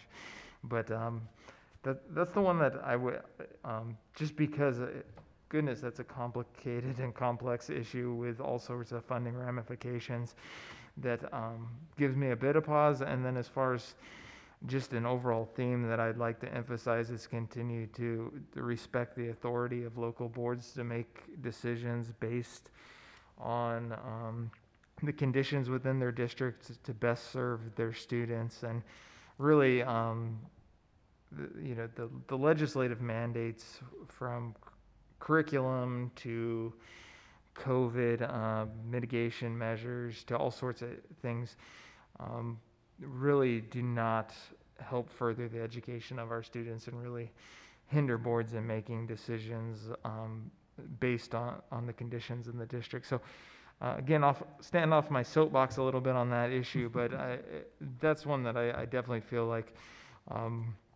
would be something we could really hammer home, if you will. So thank you very much, Mr. President. Thank you, appreciate that. Kathy? So I would agree totally. I'm definitely gives me major heartburn giving districts the authority to provide affordable housing. I mean, if you look at anything within a range, that's a process unto itself and takes sometimes, unfortunately, years to get it all down and figure out how you're going to do it. So I don't think that's our position, why it's important teachers have a place to live. I think we're going in areas that's not our number one priority. So absolutely, for me, that's a no. I do agree, definitely, to maintain strong local control. We're forced to do enough things that sometimes don't make sense, and we're giving funding that perhaps we don't even agree with. I mean, those are mandates to us already. Giving us more mandates without understanding the community that we represent or the children makes no sense. So that's my soapbox, and so I'm going to get off that. But those are my heartburn and my absolutely go for it with everything you got. Thank you, appreciate it. Please. I think the observations and opinions expressed by the board member members are completely appropriate. If I have any more insight into this issue, what I would tell you is teacher housage, it has been legal and has typically been provided on the reservation for teachers and to attract them. The budget before charter additional assistance was created, when they removed charter transportation because charter schools were paying parents to drive their kids to school, which is now a new law to pay parents to drive their kids to school. But at the time, they moved additional budget authority into charter additional assistance. And our budget was, Ms. Reyes, I'm sure you'll remember this, we had unrestricted capital and we had CORAL, which stood for Capital Outlay Revenue Limit, and that was for furniture and equipment. But you couldn't buy buildings. When I worked in Cartwright, to use CORAL to build buildings before the student's first lawsuit, they made them all temporary. So they poured a slab, strapped the walls on, then strapped the roof on, and said, if we ever need to move it, we can. And they never did. To make it a legally appropriate expenditure. Then they took those two categories away and called us district additional assistance. So the differentiation of the capital was gone, and we had one big chunk, which they cut into for 12 years. But then DAA and CAA matched, so it was inconspicuous to the, to the typical observer of school funding. And so through the course of all of those things, I think districts that felt a really need to do that have seen basically the purchasing power of their ability to provide housage where it's really needed. If you can imagine trying to get teachers to go down to the little schoolhouse in Havasu, halfway down the Grand Canyon, or other places like that. And I don't know if it's an issue for other boards, like Member Rader mentioned Sedona and other places where, real estate is through the roof. They have trouble finding people to work in any job in Sedona because of housing prices. People have to drive in from Cottonwood to work there. So I'm sure in some districts that have a particular property dynamics, other financial stress or isolation, this might be important. I mean, it'd be great kind of maybe to have an opportunity to go to the delegate assembly and talk to some board members that are really for this. So I agree that it's not important to us right now, but I think it is for wages teachers get and the price that housing's going up. Not that it should have to come from our local funds. So I don't think we should have to levy anything, and I think this might be their point, against taxpayers in our community to get affordable housing for teachers. It should be probably the best thing would be a state responsibility to give the teachers more of a living wage in general budget authority for us so they can compete for homes in the housing market the way it is today. And that might be for Littleton a better solution than trying to do something separate for housing. But I just wanted to take the opportunity to give the board and the audience a little bit more of a Arizona-wide perspective on how some of these things come up and how other board members, may have prioritized this or feel really strongly about it when you get to the assembly. I'm just going to make, if I can, one comment. I spent 3 years on the Navajo Reservation and 2 years with the Hopi tribe.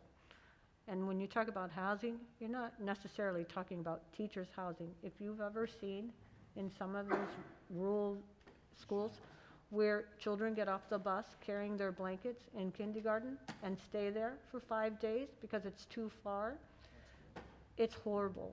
So I support teachers' housing, but first you better figure out where those children stay. And many schools that I've seen, and I've seen a lot, they live in cafeterias in a bunk bed format that reminds you of a naval base or an army base. And they're stacked on top of each other. And their mentors are their sisters or brothers, or what they call a house person that's in charge of them. And nothing is more heartbreaking to see a 6-year-old get off a bus, dragging a blanket, hair everywhere, and that's their home. And so I'm all for housing for teachers, but I'm also absolutely, we need to take a strong look. If you're going to really be one of those rural districts, to me, that's what you fight for, because that's just, you wouldn't even think that exists in this day and age. But yeah, that's my pennies on that. So, yeah.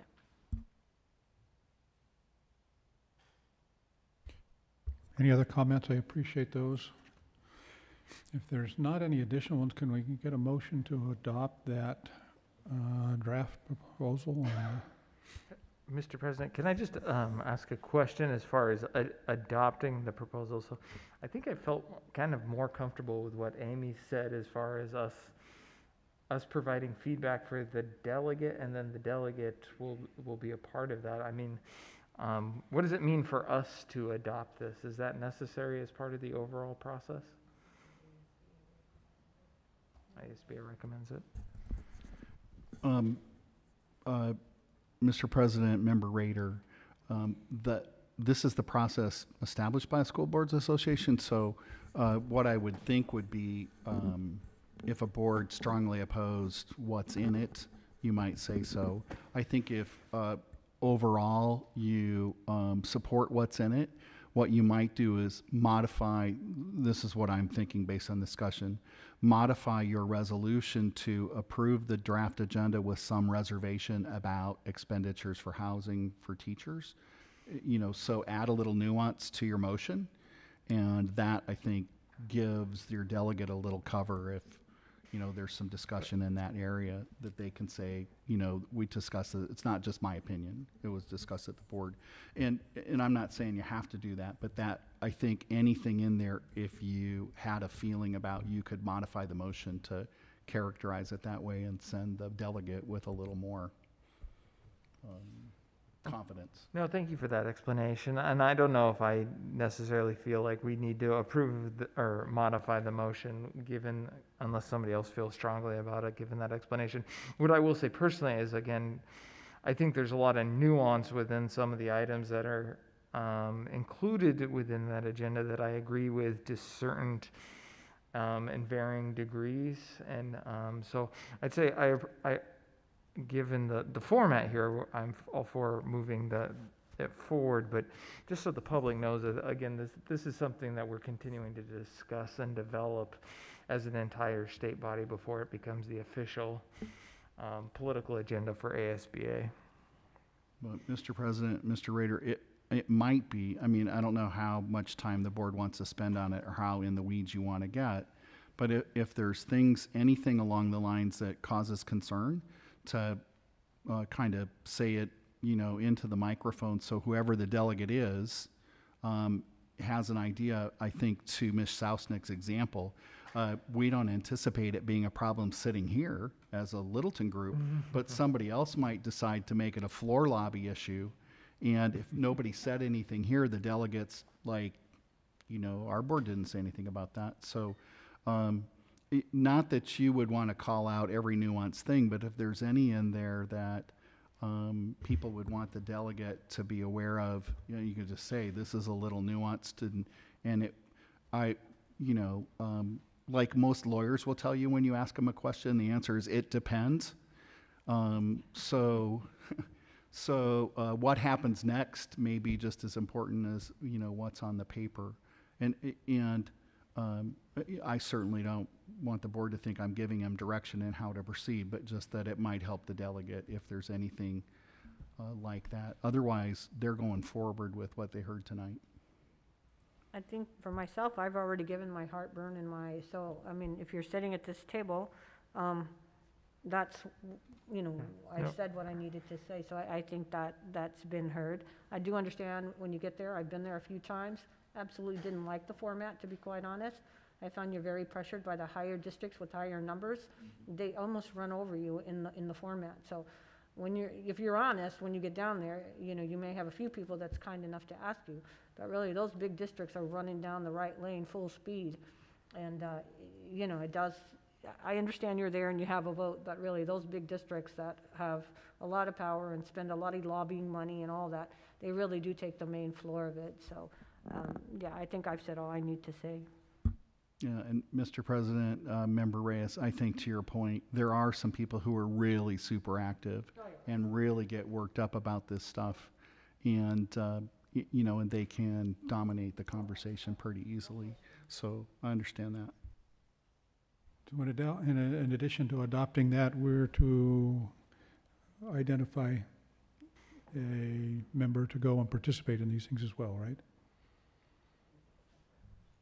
Yeah, we have it on the agenda as a separate motion, but there's no reason you couldn't combine it if the board wanted to. We just have to put it in the minutes in two places.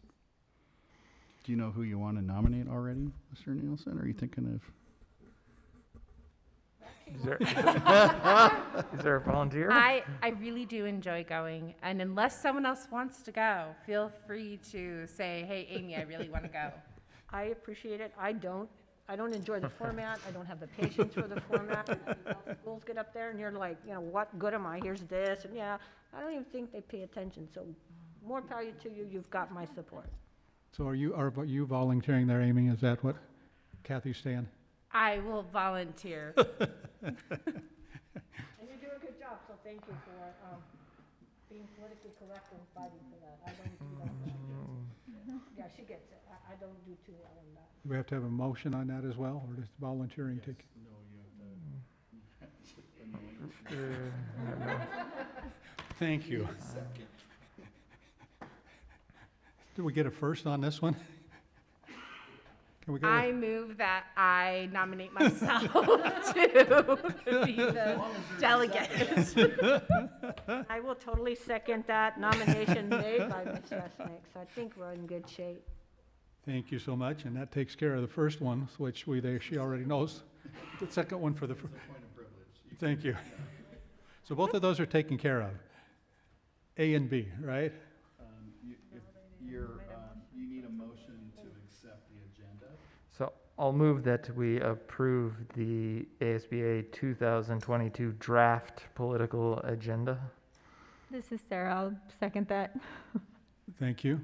So now everybody needs to say yes, yes. No, Aye, no, aye. yes, no, or no, yes, or 2 votes from each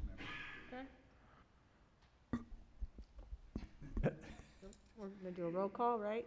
Do you want me to do roll call, Mr. President, on each one? Would you like us to do aye, or would you like to go through it twice? I'm clear on making two motions. Personally, I'm clear. I don't know about Okay. I think we're pretty clear. Thank you. All right. We'll go through it one time, and you can aye, or whatever else. Thank you. Mr. Nielsen? Aye. Mrs. Contreras? Aye. Aye. Mr. Rader? Aye. Mrs. Reyes? Aye. Mrs. Soshanek? Aye. Thank you. Thank you so much. We appreciate that. The other one, and the last one, Can anybody go to the county meeting in October?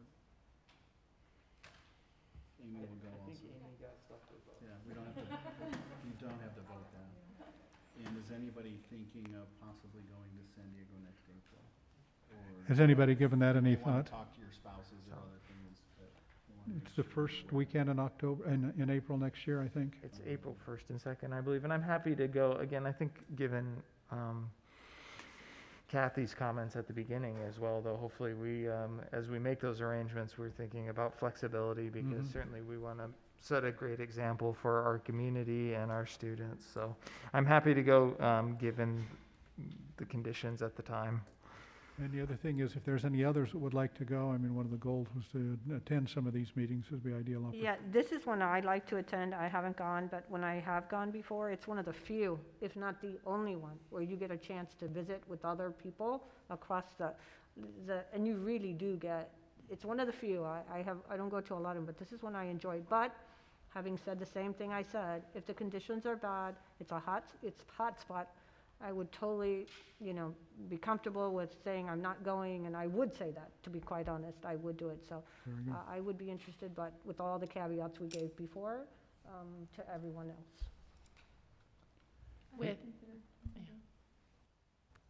With the same caveats mentioned, I would be interested in going as well.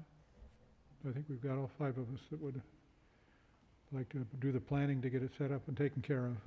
All right, so the most important thing for us is to get the head count so we can start putting together the budget and everything like that. And then plug in all the necessary components and put the whole travel plan together. It looks just like the ones you approve for other out-of-state travel, the funds and the expenses and all that. So that'll allow Ms. Sillis to start working on that paperwork. And as agreed, if there is any reason to waive off, we can do that later. But and what we'll do is we'll look at the cancellation policy to make sure people are aware of what those dates are. And I'm not going to ask your vaccination status at the meeting, but that might come up later. All right, thank you so much on that one. What's the next one here? Dr. Freeman, you got dynamic digital instruction models. Mr. President, members of the board, this has been a standing item for a while in which we reviewed metrics of the school district, and that was put in place in a time and error when metrics were used to determine if we would be in person or remote. We've made a decision to try to stay in person as much as possible, and that has meant isolating and quarantining some people. We had been pretty much under the radar on that until today. Channel 15 picked us up. So you'll start to see some news on what our progress has been there. As the board is aware from weekly reports, the metrics have been shifting for our community quite a bit. And I think this item has the most recent COVID report attached. There's a graph pasted in there, and so if we can, let's just stop right there. So if I can explain for the audience what they're seeing here is there's two sets of blue lines, and one of them is easier to see than the other. There's a double line, and it's kind of hidden behind the green county lines. So if we were to try to look for meaning in this, what you see is those two green county lines track pretty close together, and then there's a solid blue line mixed in there as well, and that is the illness rate. Those are the cases per 100,000, and really it's not necessarily all the people who have COVID, but people who are getting treatment or going to the hospital. And so, for COVID-related cases. So what you see is on the left where we had the big drop after the spike, and then things kind of leveled out in the spring. There's two different metrics. The one on the left is percent positivity, and that's the small numbers. The one on the right is illnesses per 100,000, and that's the big numbers. So what you see is Littleton tracking pretty closely to the county in illnesses. The blue line and the green lines are pretty close together there. The other line, the one that looks like a smiley face, only it's nothing to be happy about, is a smoothed out curve for that zigzaggy thing, and that's the percent positivity. So you can see our percent positivity in the last few weeks has climbed dramatically. And, we're hoping it levels off. That last metric is down a little bit, but that's at 27%, and that's as high as we ever saw during the peak of the pandemic. We're not seeing as much illness during the peak of the pandemic, but our positivity rate is high, and it's a cause for concern.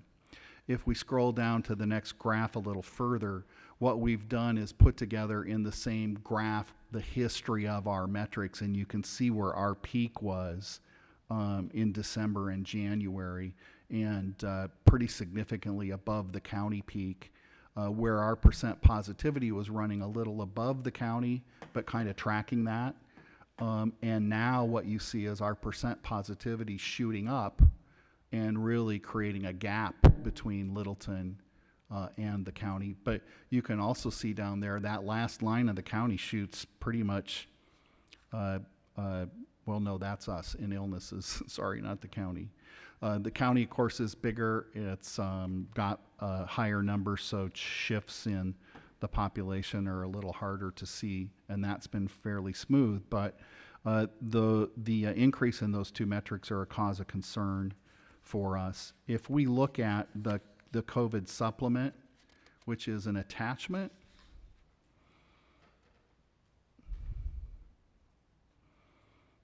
we have in here images of the county's metrics, and so the first one is the transmission level recommendations. You can see go to red, and you can see our whole area is red, and that shows you what the Littleton metrics are called out on the county website. But to the west of us, Avondale; to the north of us, Pendergast; east of us, Tolleson and Union are all sharing red. On the right side of that chart, you see the state metrics and the county metrics. So on the left of those bar graphs and line graphs is where we were this summer when everybody thought we were getting through this, and people started going out and not wearing masks and those kind of things. And then the result, which is kind of what we did last summer, people started thinking in May we might get through this and trying to open things up, and then we got another spike. So I don't know if we're going to repeat what happened last year, but this trend of the state increasing, the county increasing, and the district increasing in those recent 1, 2, 3, 4 months is of concern. The last thing that we have on this page is I just took the last 3 months and gave you the metric chart and then the smoothed out chart. So the smoothed out is just a polynomial averaging of the curve to try to make sense of the zigzags. But the other data on this page is from the county, and it's the percent of fully vaccinated people. And you can see in the two zip codes we have, 353 is just over 40%, and 323 is just under 36%. And that was the data at the end of last week when we put this report together. So this week might be a little different. We're below the state average in vaccinations, and we're above the state average in percent positivity, so that is a concern for us. And that's all the information. We're not recommending any change to the approach we're taking, which is to try to stay in person and deal with cases as they come up.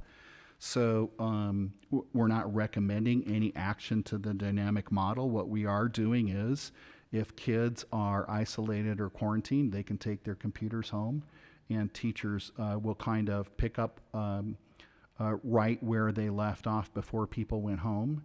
We have purchased a new technological innovation, which I forget the name of, doodles or dangles or swivels. They're swivels. So swivels wobble, but they don't fall down.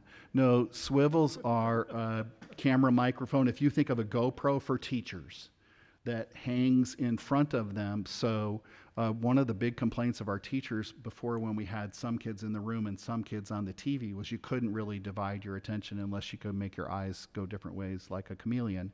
So what the teacher now can do is focus on the class, and the student can see through the swivel what's happening in the room. So the teacher can really just attend to what's in front of them, but the other students can still benefit from the instruction and what's happening in the room, as an innovation to try to take some of that pressure off trying to pay attention to two things at once. So we bought some of those, and what we're thinking now is we're going to order a bunch more at the rate things are going.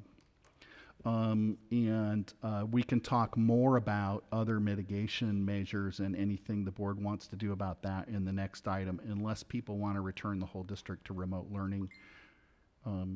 We have basically by law 90 days per kid that we can do that, or in our case we're adopted a model of 136, so it would be half of those days,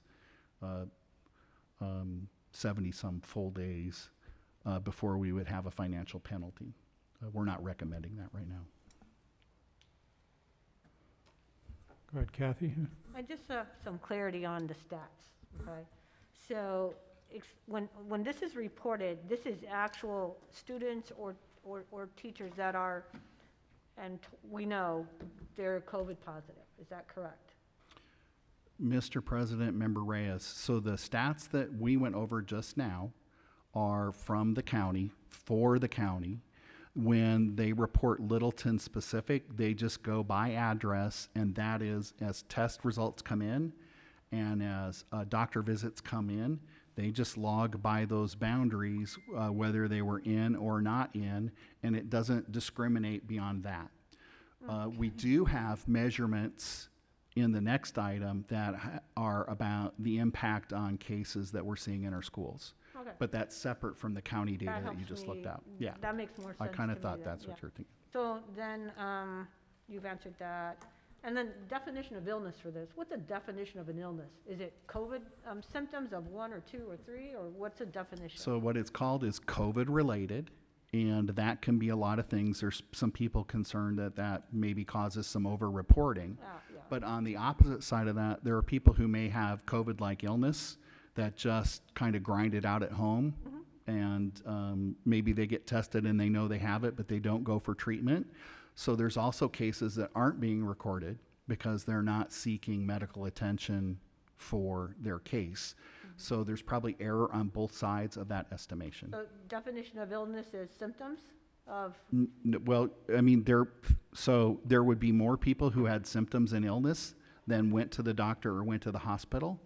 And there could be, for instance, you're in the hospital, you're having a breathing problem or some other thing. If COVID's present, then even that's though even though asthma or COPD or diabetes may have caused it, if COVID's present, it's called COVID related. Okay. And then, of course, if it ends up creating a lot of COVID complications, intubation, or even death, then it's obviously So it's got COVID a lot of caused. plus or minuses in it, period. There's a lot in there, Okay. yeah. No, that answers that question. I'll wait till the next one. So thank you. That makes more sense.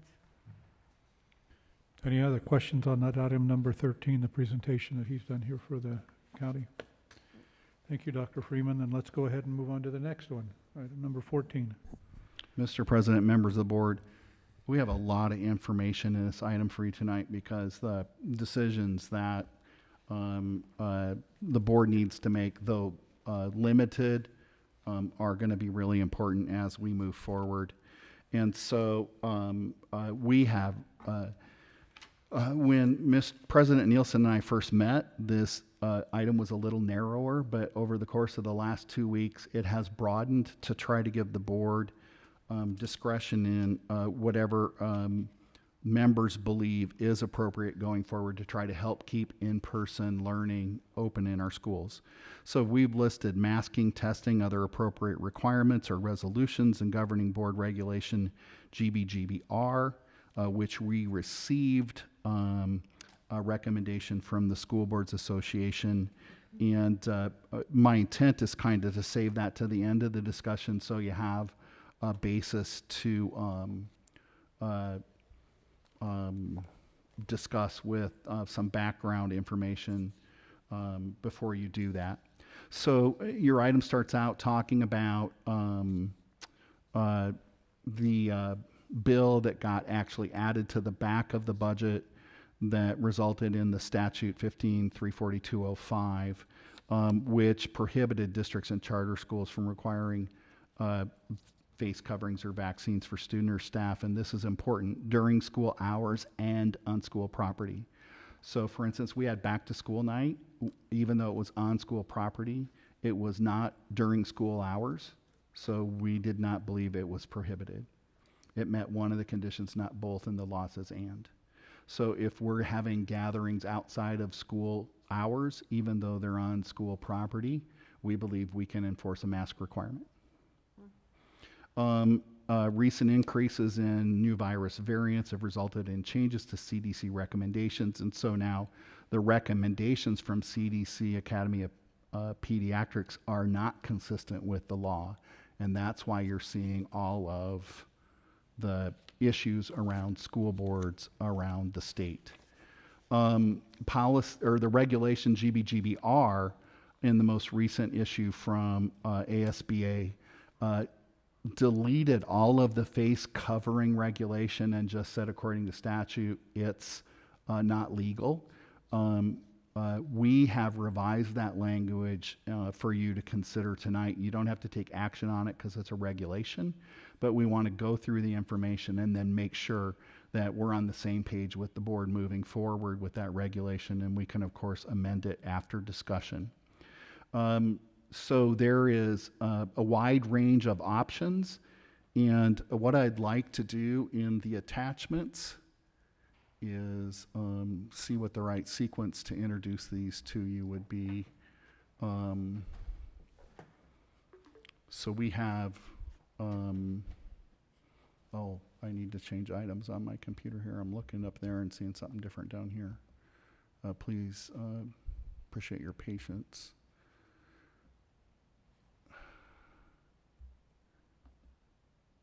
And I'm not updating for some reason. Oh, there it goes. All right. Technology, of course, you all know is great when it works. I'm just going to look at the, okay. So you can see all of the attachments we have here, 1, 2, 7 attachments. The policy, mask mandate activity, expectations for return, the quarantine data that we have, mitigation examples, draft resolution to promote health and safety, modeled after the one that Tempe Elementary did. So we have been combing through actions other boards have taken so that you're aware of those and kind of where you might stand relative to other places in Maricopa County. Let me start out with the work that we have done to revise our safe return mitigation strategies, and that's the first attachment. You'll recognize the form of this. So remember the green, yellow, red. What we've done to try to help people understand where we're at is we had started out a month ago when we talked to the board, we wanted to stay mostly green with a little yellow. We are now mostly yellow with a little bit of sprinkles of other colors added in. So for use for the board and for our staff in the community, Dr. Kelly has gone through and kind of put a solid box around the things where we're at. And before and after care, I think we're still working on, but it also depends on who we're working with. So Boys and Girls Club may have some different rules than other providers. So we did a couple other things, is that access to curriculum resources is at the top, and I think that's because it's alphabetical. What I want to do is if we can scroll down and find masks. Let me point out why we're scrolling here. You see a couple red boxes. Let's get the first red box so I can see the category field trips. Right now, field trips for kids are virtual only, just because of transportation and not knowing for sure what the mitigation at the venue is. And masks, we have revised that red box to say instead of they're required or mandatory, they're expected, because right now we can't require them legally. And I'll tell you a little bit about the choice of verbs that we've made and try to clarify that. But you can see everything else is yellow as we scroll down. Oh, that's masks. Okay. So in green, masks are optional. In yellow, masks are strongly encouraged for students and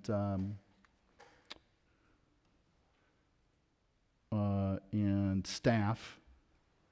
Let's see if I can get, oh, thank you. As recommended by public health, masks are required for the community. So any visitors have to be masked. They're not staff or students, so there's no prohibition. The feeling of the management team is we need to upgrade from strongly encouraged to expected or some other form of more adamant expectation. So you can see for how we handle Make Your Day in conferences, nursing services, all of those categories are still pretty much the same. We just split out masking as a separate thing because it's been contentious. Then we have, right now, we had ended the year before with the year before last year with just parades for promotion. And then last year we mixed some assembly with parades. Right now we think the metrics are so high that gathering kids and community and teachers together into one common caffeinasianism wouldn't be smart. So right now the status for promotion is a parade only, and hopefully by May we'll be able to change that. So this is the update to the mitigation plan where we're at. Again, public offices are open, but you have to be masked. Playgrounds, the play structures and everything are accessible. The kids being outside don't need to have masks. They can use the play structures. We can clean them, but they haven't been shown to be a large cause of transfer. We have a green box in special areas, which is right now we're keeping the kids in homeroom clusters when they go to special areas, so the cohort stays the same. And they do travel to see the art teacher, which means the art teacher will see 7 different rooms during the day. But it's expected that they'll be masked, and of course that is for the art teacher some of the highest risk. They're seeing the most kids, and then cleaning the room. We think we can still manage that as opposed to trying to take a cart full of clay down to every classroom or something like that. And then we have that's just continued over the page break. Special programs, resources, reading, those kind of things in small groups. We think we still need to regroup the kids for special services for small groups. We're really reluctant to give that up. Kids can wear masks, and what we've decided to do in interventions and therapies where they need to see each other's face, we'll have a plexiglass shield. Telecommuting, of course, we can continue to do that for people who've been approved by the board and their job description is eligible for telecommuting. That actually helps us quite a bit. We have teachers on assignment who work with other teachers, and we're just feeling really cautious about sending people out into multiple buildings during the day. So we're trying to restrict that a little bit. We're going to try to do more professional development virtually instead of in person. and not have quite as much face-to-face interaction. I'm not sure if it's down the list, but for people who are like our techs who help teachers and support with technology, we're going to require them to have N95 masks, when they're in the room shoulder to shoulder with a teacher for their protection. So we're buying more of those and disposing of those because they really do need to be side by side with somebody to help them when there's a tech issue. But a lot of the professional development and coaching doesn't have to be shoulder to shoulder. We'll miss a little bit of whisper coaching and modeling, but we think it's probably a fair trade-off for keeping people healthy. Vendors, of course, will be restricted in their access to facilities and staff. In fact, some of them are already restricting their own people. So where we might have had Holton Mifflin come in before, now the company's saying they're not doing it. So you're seeing that a lot of private business are being more restrictive than we're being able to, and that kind of solves that problem is they're not sending their people out.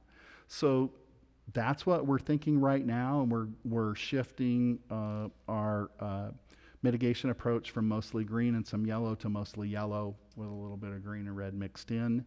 And I don't know if that sounds right to everybody. There's something that looks really objectionable in there. It'd be helpful for us to hear it from you. And of course, you can always email me or text me feedback if something hits you later that you think is a problem. And our plan is to bring this back to the board each month as long as it's dynamic and changing. So you're aware and you can answer questions from constituents about what we're doing and why with the mitigation safe return to school plan. Mr. President, I have a question. For the upper grades that often switch classes, are they switching classes or are the teachers rotating? And is that consistent amongst all the schools that have those grades? We have discussed whether the kids are moving and the teachers are moving, and I think we just shifted to teachers move, not kids, but no, the kids are still moving. So we still have a passing time, but that is obviously something that we can constrain in the future, is that kids stay in the room and the teachers move. It would reduce the number of potential contacts from 30 times 4, 120, down to 4 teachers plus specials, so a handful. And that has been discussed. We just haven't pulled the trigger on that yet. We had some mixed specials before, kids from different rooms, and the principals curtailed that this week. So the kids are staying in cohort groups for the large group. And I don't know if members feel like we should be starting having the teachers do that now instead of the kids. But it's a little bit of judgment, but of course, you're the board, so, and kind of are speaking for the community if you think we're not quite restrictive enough on that. I mean, what we're talking about is kind of laying out most restrictive to least restrictive and where we should be on that scale. So if the board feels like that needs to be more restrictive, or you want to wait and see next month if you have a different feeling about it, those are all appropriate. You're not voting on this right now. You're giving us feedback, and we're trying to be consistent with the reflections of the board at this point. Okay. Kathy, please go ahead. I think when you're trying to decide, restrictive, you're looking at, what's beneficial to students, what's beneficial to teachers, and parents, right? So it's a heavy way across all boards. If it means that the upper grades stay in the classroom and that could potentially limit exposures or whatever, then they're still in school. They still are learning from, just a different schedule. I don't see that as a problem at all, because if you continue to keep showing these numbers and people only read what they read and hear what they hear, people will be scared to death to send their kids, or they won't. So the goal is to try the most restrictive without altering a child's learning, keeping them at home. So yeah, I'm all for if you need to limit grades and that's potentially it limits exposure. I mean, why wouldn't we want to do that? Well, we were thinking the last time we told you guys we were going to try stay green, and we were trying to be as incremental as we thought was possible, and actually anticipated that question. So the next thing I want to show you is the quarantine data for the district so far since school opened. And if you see a trend in that, I mean, I think if the board kind of has a common sense that we should go ahead and get the teachers moving instead of the kids, but let's open that up and see what the impact on classrooms has been. So the first thing, if you zoom in on the top, is data from accumulated up through yesterday. Whoa, that's quite a zoom. There you go. So you can see by reporting week, which is midweek to midweek, the number of positive cases, 7, 9 to 13. Then the impact on quarantine and isolation. Basically, it's 7 plus 5 is 12, 48 plus 4 is 52, and then right now 408 plus 42 is 450. So the impact has increased dramatically in those first 3 reporting weeks. Now let's look at where they are by school and by grade level. These are sorted by date and then by grade level. So you can see the first one was on the 2nd. There's a batch on the 5th. So starting with 2 kindergarten rooms, then a 3, 6, 7, and 8. And so for the 5th, you have a pretty wide range of grade level distributions in schools, right? If we look at the 6th and scroll up, well, you can see all of the 6th. So now you have 4, 8, 8, 8, 8, 2, 4, 7. What happened with all the 8th grades in a row was, oh, I'm sorry, the 2, 4, and 7 are on the 9th, different day, but so Friday to Monday. There was a whole grade level that was exposed to the positive test person, which ended up meaning all 4 of those teachers' kids ended up getting quarantined, which might be case enough in point for you to think we should not move those teachers. And then you can see Monday, grades 2, 4, and 7, different teachers at 2 different schools, Tres Rios and Collier, and then today it looks like we have 1 added from Country Place, and I know there were more today that didn't make this chart before we published it. So armed with that information, you know, you can be able to give us some more feedback. And but wait, there's more. Okay, if we go back to, and these are all in your attachments if you want to take more time to Can I peruse ask a them. question on the numbers? You right? bet. Would now be a good time? Sure, if there's Okay. something in the chart that needs So I'm clarification. going to go back to the data, because to me, that's the only way I know how to make decisions, right? So let's just take a simple one. Let's take Tres Rios, Peterson, 4th grade. Yes. That was, and I know this one well because my grandson was in that room. Of So course. I'm pretty clear, I got all the parameters on this one. So he went to school on Wednesday. How many teachers are in that school? I know, and my granddaughter got sent home too, so we're gonna have another conversation. So on 4th grade, he goes to school Wednesday. It's almost the first day of school. Not quite, but we're close. He gets notified Monday. So now you got Wednesday, Thursday, Friday, Saturday, Sunday, Monday. 6 days, and they're told to go home. I get why. If somebody's not reporting something, test didn't come back, there could be a lot of reasons. So that's 6 days. In the meantime, really, they've been exposed. Now they've exposed people 6 days over, right? So he only has to stay home 4 days because that's his quarantine, and he's met the 10th. That's what he did. He stayed home. I'm just letting you know, because I'm really confused now what we're doing. He stayed home, and he basically stayed home 1 week, and then went back to school. All right. So he's back in school now. So when you count that number, there must have been a positive in that classroom, I'm assuming, right? Yes, Okay. that's the only way you can get it. Did you count that number as 37 kids or whatever, there were 32, 21, whatever? Did you count all 21 as COVID positive when you reported this, or did you put that as 1 COVID positive with maybe 20 exposures? Right. So there's where you see on the chart where you had 13 and then you had 408 and 42. Mm-hmm. So those are exposures. Okay. We've rolled teachers and kids in together, Okay. and then positive cases. So Okay. there's a couple ways we find out about a positive case. Right. So you can, we actually had one person who presented several COVID symptoms, and the parents refused to test them. Okay. In the absence of a test, and the presence of illness, we made an assumption that the child, if you're that symptomatic, that you're probably expelling virus. But what happens is they can go to the doctor and not tell us. The doctor won't tell us, but they have to report to the county, and that may take a day or two. The county may take a day or two to go, oh, that's Littleton, and then call Littleton, in which case we use as activation the date of the test, not the date it's reported. Is that right? We use the date that the test came back positive. So Date the test, sometimes, not the test, not when they took it, but when they got the results. correct. So, and then there is a prescribed calendar from Maricopa County Department of Public Health.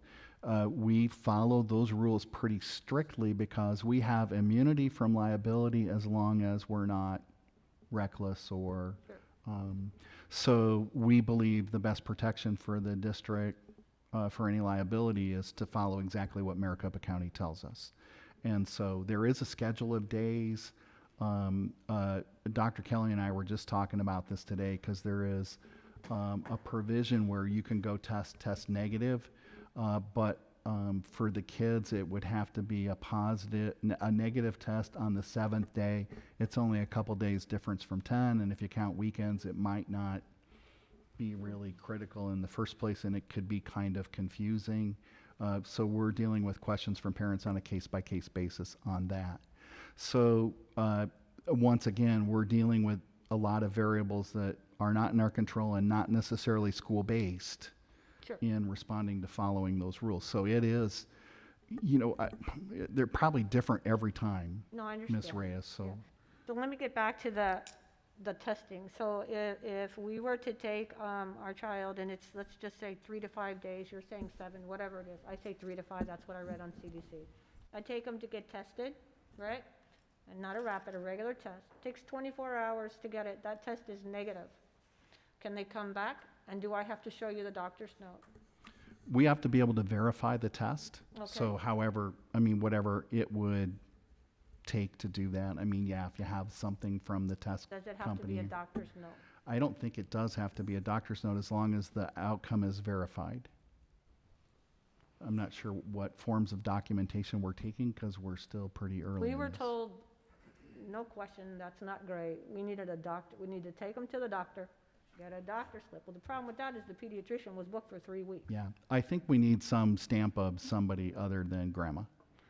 And I don't know. No, there was a Yeah, document. so I don't know what experience Dr. Kelly's had with clearing these because I'm not the one clearing them. Could you weigh in on that? Yes, Member Reyes. So the 3 to 5 just came out from the county last week, but the conflicting information that we had was if they have a test 3 to 5, we're recommending it for vaccinated or unvaccinated, but they have to have a negative test on day 7 to return 3 days early out of the quarantine. So just as you are confused, I'm like, then the 3 or 4 or 5 day test doesn't allow them to return. Right. And at this point, when we're looking at quarantining 6 classes at 30 kids a day, for us to look at individual results, and we're having difficulty getting healthcare staff at this point. Sure. So we have made it's 10 days if you're quarantined. If you're sent home because you have a symptom and the county is recommending 1 symptom or more, you're sending them home, then a doctor's note can clear you individually. But when we send the large groups home, it's the 10 days. But it depends on the test when we receive the results. Right. So like you said, some days they went home Friday but got a test Monday, so it was the 2 days prior, no one was in school. So no one gets notified off of that individual because of the 40 And I understand all those, I really do, because I actually am the COVID administrator where I work, so I'm in charge of all, so I get it. What I would just ask, communication, right? Whatever your school decides is best in the best interest, be consistent. I mean, I can tell you that doesn't happen, maybe not in every school, but, and it could be because times are moving fast and they move by the day, But imagine parents, how frustrated they get when Sure. you call and one says one thing, you call the next day and they're telling you something else. And then if you're lucky, you call the fourth day and you get a whole nother answer. Yeah, we'll try to put, some Something. kind of new information alert when that goes out That and would make be sure. perfect. This is a situation where timeliness of communication and accuracy has become more important than ever, and we are, there's been a couple issues actually that have come up, like, for instance, taking the laptop home. Yeah, that was another. There was some teachers who thought because they were doing something important tomorrow, the kids could keep them. And trying to emphasize where you're using your best professional judgment, and that seems reasonable, it's not one of your options. And there's a reason for that. There's a backstory for that. But getting people 100% on board with the expectation and what we find is the reason behind it helps them understand. And so keeping them up to speed on all that. And so it's the same thing you've heard across the country. The CDC needs to communicate better. We have the CDC and Maricopa County Department of Public Health not on the same page. Right, understand. They take longer to respond to new guidelines from the CDC. We saw the 3 to 5 last week, and as Dr. Kelly said, we're like, how does that add up to 7? And are we in a position to try to create some case-by-case considerations or some leniency? And so this almost falls into the same thing with discipline. Like, we want you to hold all the kids accountable, except when my kid's in trouble, you need to understand this. Understand totally. It just- So part of the reason we're having this discussion tonight is to get feedback and help us, zero in on a rule and set expectations. But we could walk out of here and by the end of the week, there's a new CDC guideline and something else happening. And we really do appreciate the discussion and the conversation, and especially knowing if things aren't It's just going exactly communication. right. Bottom line, Yeah. whatever you think is in the best interest, just communicate it as clear as you can, universal, and it will stop a lot of that clamoring about what do we do. The other thing is there are, to borrow Member Rader's word, nuances in this. For instance, isolation means you have illness and quarantine means you have exposure, and the rules aren't the same, but getting sent home looks the same to other people. Understanding whether you're under isolation protocol or quarantine protocol and what those calendars look like and what you need to come back.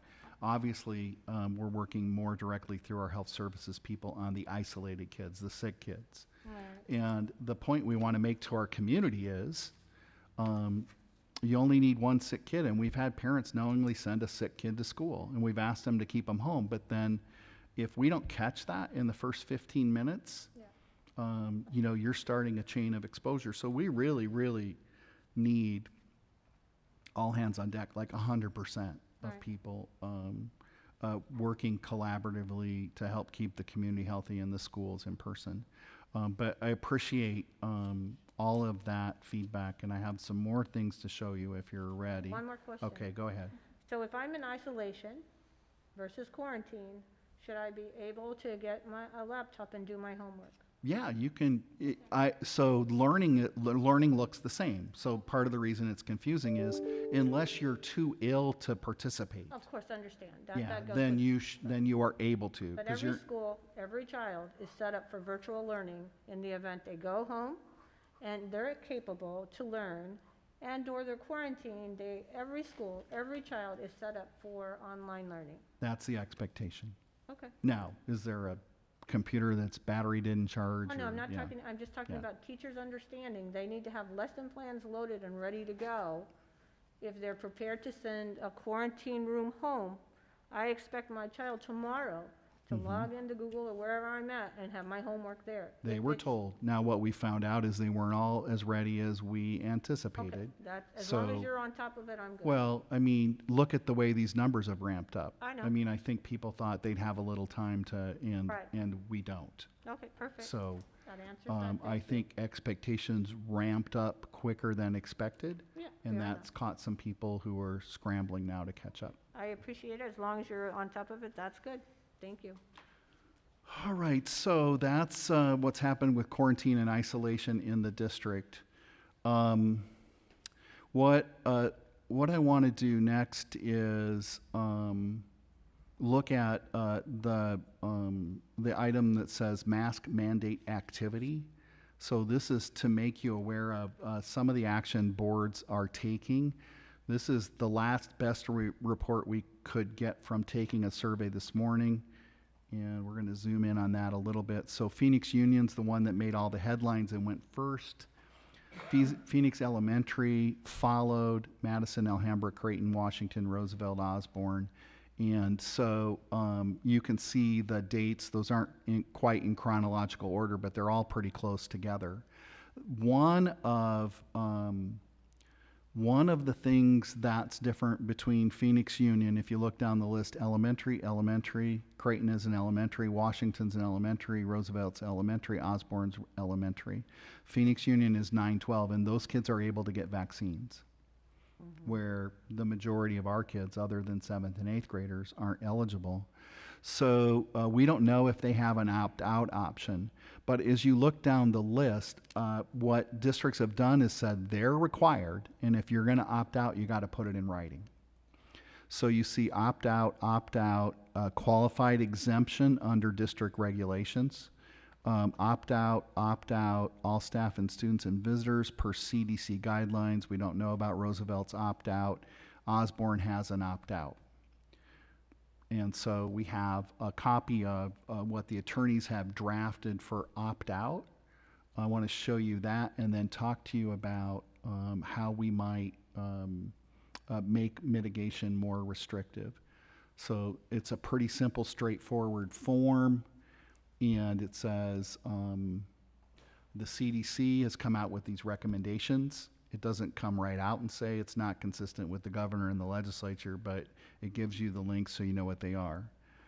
Then it says Littleton Governing Board has adopted health and safety protocols, and we're going to require face coverings, but this is the opt-out form. What this would allow you to do is really track people who aren't going to wear face coverings and may also not be vaccinated, so you know who they are and where they are in the building. There's several things happening that are behind this movement. Let me review what some of those are, and I mean, you don't have to, you can take them or leave them, but be aware. So one issue is that there were other provisions added to the budget that weren't budget provisions. This is one of them. There's another one on open enrollment that was added to the budget. It was never heard in a committee. Never went to both houses on the floor for first, second, third read. It's attached to the budget, and so you all know how the budget came down to the wire and people wanted to get it done and get out of there. So this is one of those. There's a question about the legitimacy of adding a mask mandate to a budget because of the single subject constitutional rule, and that the legislature should have had an emergency clause to make it active before September 29th, which would have required a 2/3 vote, which of course they didn't have on the budget or anything else. But they have done before. They did on Prop 301. So there's a matter of legal debate and contention about the appropriateness of this. The other is whether federal law or CDC emergency supersedes state law.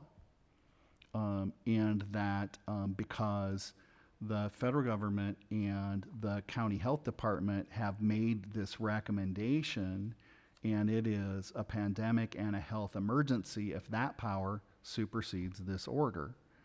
The other is because there's not an emergency clause activating it before, the general effect date of the law is September 29th. Boards have more discretion between now and the 29th than you might have after the 29th, in which case all statutes would become generally in effect 90 days from sine die. So that's why there's these legal issues swirling around this, and some people are deciding to step up and make certain conditions at least through September 29th. This is a form that has the school attorneys group has allowed us to present to you because they're giving it to everybody. And just for your knowledge and consideration, we can figure out what recommendation you want to make down the road. This is pretty self-explanatory. I didn't write it. Are there questions? Okay, so let's go back to the item then. So we've done the mask mandate activity, the expectations for return, the quarantine data. One of the other things that happened was Tempe Elementary increased their language from strongly encouraged to expected and did a resolution. So I shared the Tempe Elementary resolution with President Nielsen, and what we did is we substituted Littleton for Tempe and put together a draft for your consideration. If you want to do something like this, you could vote to adopt it or to wordsmith it. Basically, the whereases are that you're trying to prevent outbreaks and keep school open based on evidence and the Delta variant and the CDC guidance, and pursuant to that guidance, teachers, staff, students, visitors in K-12, regardless of vaccine status, should be masked, is what they're saying. And the board is aware. Certain districts have implemented a variety of mask mandates. It says, now therefore be it resolved, Littleton District urges State of Arizona Governor Doug Ducey, members of the legislature, to immediately rescind the legislation order that suspend, amend, or repeal that part of the statute that keeps the governing board from being able to make the decision to have people masked so they can keep schools open. And like I said, Tempe Elementary School District had this drafted and voted it through to be sent to the Capitol, to those policy leaders. And I think it includes the appropriation chairs, president of the Senate, and Speaker of the House. So you could borrow any part of this or delete the parts that you think, or you could not use it at all. Just want to once again make you aware of the activity having happened by other districts around the state. I don't know if you want to discuss that or look at another attachment. It kind of gets overwhelming after a while. So hearing none, what we really want to do is get you to look at mitigation discussion examples. So as we've looked at all the various approaches, what we're seeing is a variety of conditions and whether the board wants to take a position or not, if we're just going to work the mitigation plan that we reviewed with you at first, or you want to be more restrictive.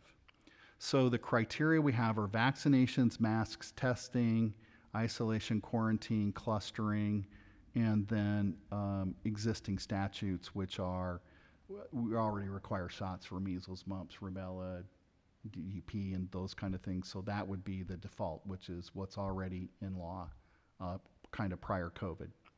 So then targets are whether you're going to treat students, teachers, site admin, district admin. We've divided staff into two groups, those in contact with pupils and those in not. So you may have different restrictions for teachers working with kids than the guy riding the lawnmower. Then the venue, whether they're in school, in an office, in a large area like a caffeinasium or meeting center, in their homeroom, special rooms, or other meetings, out on play structures, fields, and grounds. That makes a difference in what you ask people to do or not do. Whether it's required, which is the most restrictive, expected, strongly encouraged, recommended, suggested, or optional, until September 29th, until the end of the term, the fiscal year, or until further notice.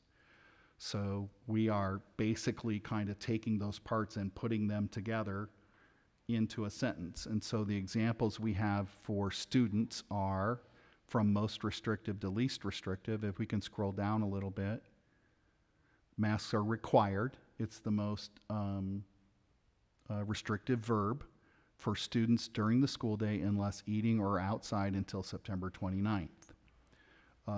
The next level down is masks are expected for students during the school day unless eating or outside. September 29th isn't important anymore because you're not requiring it.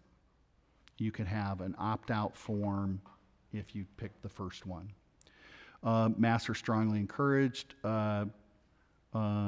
for, it would be staff and students in meetings regardless of vaccination status. Masks are recommended, masks are optional. You see how it goes from most restrictive to okay. Same thing then for teachers. Teachers, regardless of vaccination status, are required to wear masks. You could have an opt-out. Obviously, there'd be health conditions and other things where people would need to be exempted.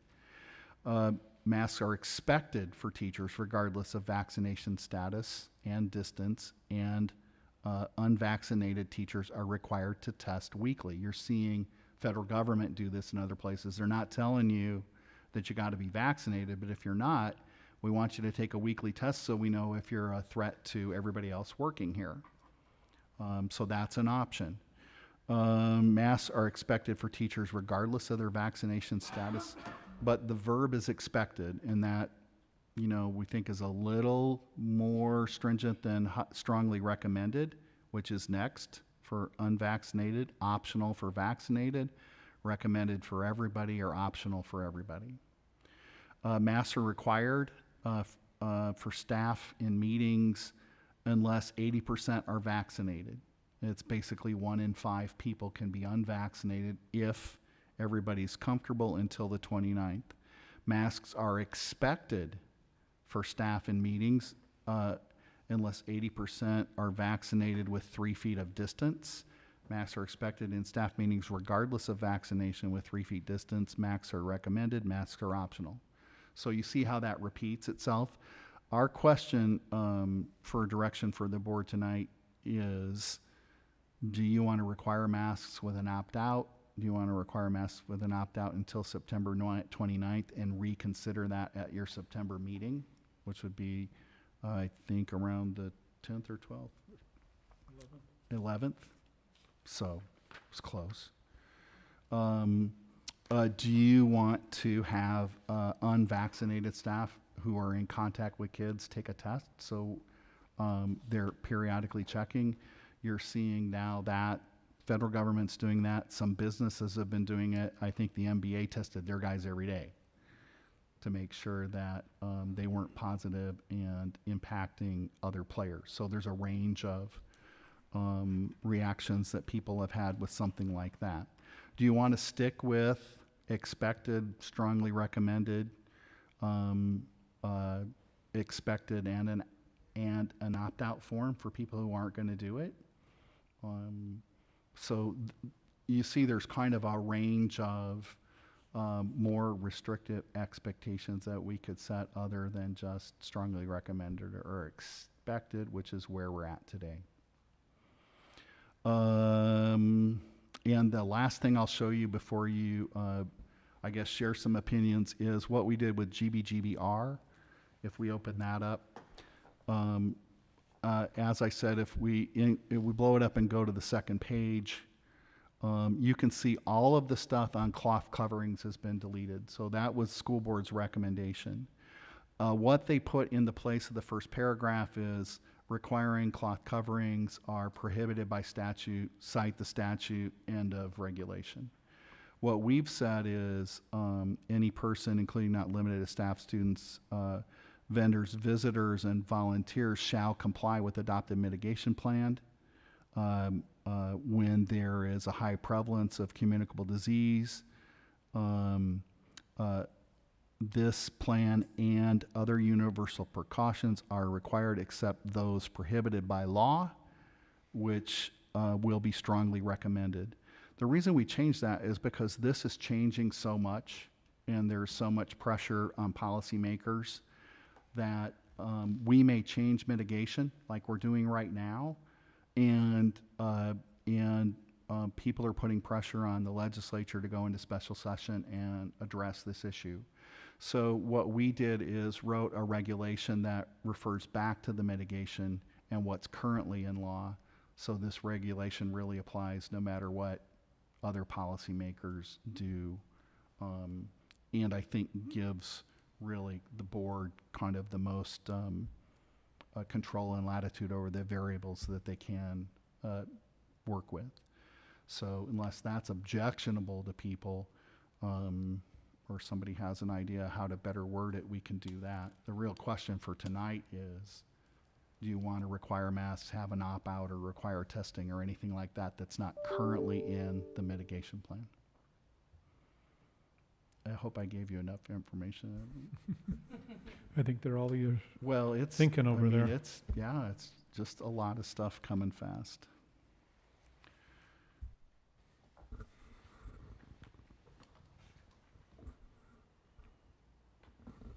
Any comments, any thoughts?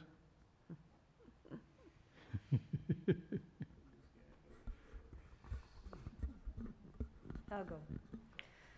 So no matter what we decide, it's controversial, right? There's no winning on any of this, no matter where you're at or who you are. Trying to reduce our amount of losing. Yes, because you will be scrutinized a million different ways by a million different people. So in looking at your examples, since this is, kind of the first time it's before us, it's here because the numbers are going up, right? And we don't know how long they'll keep going up or if they'll start to come down. So I'm going to kind of go with that approach. Doesn't mean this couldn't be revisited between now and September. So I'm holding that thought, right? So this is my first blush at it. So for me, I like masks expected. I like that is strong, different than strongly encouraged. To me, it sets a little bit of tone. So I like masks are expected for students during the school day unless eating or outside. I like that. For teachers, me personally, I'm not going to get into start talking right now, this first time blush, about vaccination and unvaccination. We've not talked about that in school. We've not set that platform, so it's not fair for me to bring that forward right now. Might be something we have to look at, but for me, not now.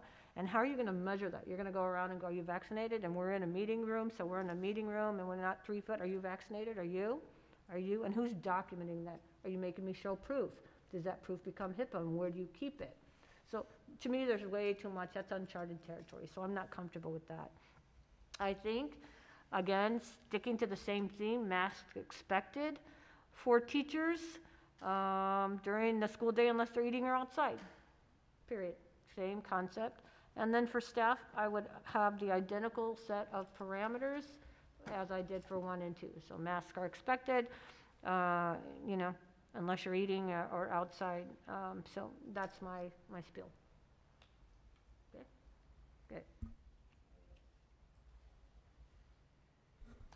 Thank you, Kathy. I appreciate that. Any other comments on that? I have a comment. Just in thinking of, we're charged with, I'm an educator myself and a parent, and, we're charged with what's going to be more safe for our students. And, we're in a really challenging state. We've been in a challenging situation for a year and a half now. And we want our students to feel safe, and we want our teachers to feel safe. And how are we going to do that in the most immediate way is my thought process. And so I would like to focus on the expectation of masks, because I think that's something we can focus on right now. And, Kathy mentioned, it's controversial, and, some people are going to like it and some people are not going to like it. But when we are charged with keeping our students safe and keeping our community safe, and if this is a measure we can take right now to keep our community and our students safe, then I think that's the step that should be taken. Thank you so much. Anything else? I just think with the idea of expected, I don't know, you get a look at the community. We understand the difference between the required, the expected, and the strongly encouraged. If we get out to parents, are they misinterpreting it? I mean, we got to make it clear as to what it might be, what the expectation is. We want to get the kids into school and whatever it is, and this is what we feel best would be for it. You know, we don't know that required is not the proper word for it, but expectation, strongly encouraged. It's us as staff and teachers and board to decide what we want, but then we got to look and say, okay, how are the parents going to interpret this and whatever else. I think, you know, Patty and I have talked about this quite frequently. Our grandkids, you know, their parents are encouraging them to do that, and they do it and they go to school, they feel safe. They don't say anything more about it. I mean, if some kids do it or some kids not, I think it's what Dr. Freeman said in his introductory words here tonight. You know, we can't look and say somebody with a mask is not good and somebody with no vaccination is not good. We've just got to get over that. We just got to get to the point where the kids continue to be the most important part, and what we can do to get them, keep them, if you will, in class and whatever. I like the expectation if we can communicate that to parents and people who would send kids here. Go ahead, John. Thank you, Mr. President. I guess it was actually, first of all, let me just say the law that passed through the legislature by, I think, a single vote, I find highly objectionable, and frankly couldn't disagree with both the law on masks as well as the laws surrounding vaccines more. However, with that said, I do struggle a little bit with the semantics we're trying to play with language and the legislative intent, because I also don't, again, as much as I disagree with this particular law and think it was misguided and an overstep of local control, I also don't want to be nullifying state laws that we disagree with. I mean, I disagree with a lot of the finance requirements that districts have. I'm not going to suggest that Mr. French stop reporting the deleterious or overly cumbersome finance stuff, because that's, wrong as well. So I guess where I come down on this a little bit is we talk about required versus expected. Is the difference there, if it's required, there's no opt-out, and expected there is an opt-out? Mr. President, Member Rader, as I listen to the discussion, I think, because once again, you're trying to convey meaning to parents and kids. I think if you say required, it's a little more kind of in defiance of the law. Mm-hmm. If you say expected, it's less. I think you could do an opt-out with both, and I would tell you one of the management concerns is going to be kids who become mask non-compliant, but their parents think they send them to school with a mask.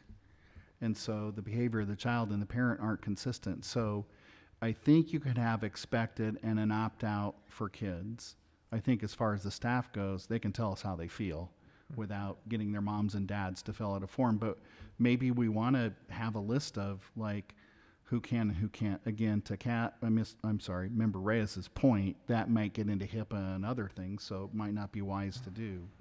But I think you could say expected and say you want a opt-out form for kids, so the parents are on the same page.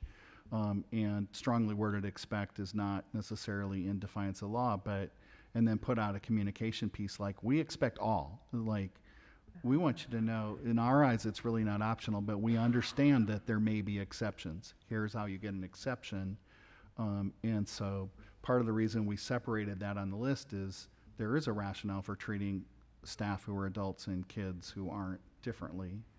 And that, I think, could be one option of a way to proceed. But I didn't want to go out on a limb and say that without the board having discussed it.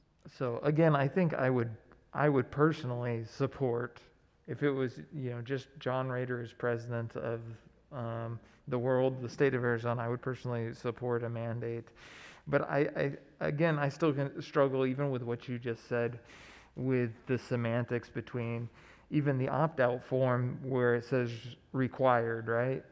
I believe was in that. So, what does that mean? I'm now expected if, and as a staff member, if my boss comes to me and says, you're now expected to wear a mask, is that really optional? So I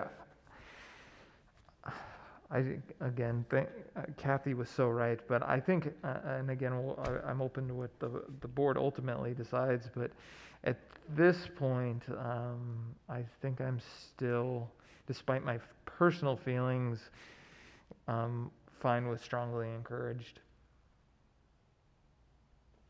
But at the same time here, this is just the mitigation system, all right? If we're into the yellows and the reds on the thing that we talked about earlier, in the greens, this becomes mute and irrelevant, right? Mr. President, members of the board, the plan that we went over is the one we have today. Before we added any more levels of restriction, we wanted to discuss it with the board and see what people were comfortable with. I think the position of the Teachers Association is having it's evolved. So like last year, you might have said individual liberty. But I think what's happening across the country is the teachers' unions are now getting on board with universal masking. That doesn't mean everybody who works here is on board with the union, but there is definitely a shift in people seeing the importance of compliance, and that it only takes one person, to put everybody at risk. So, I think there is a shift that way. If I may interject for just a moment, I know you mentioned you consulted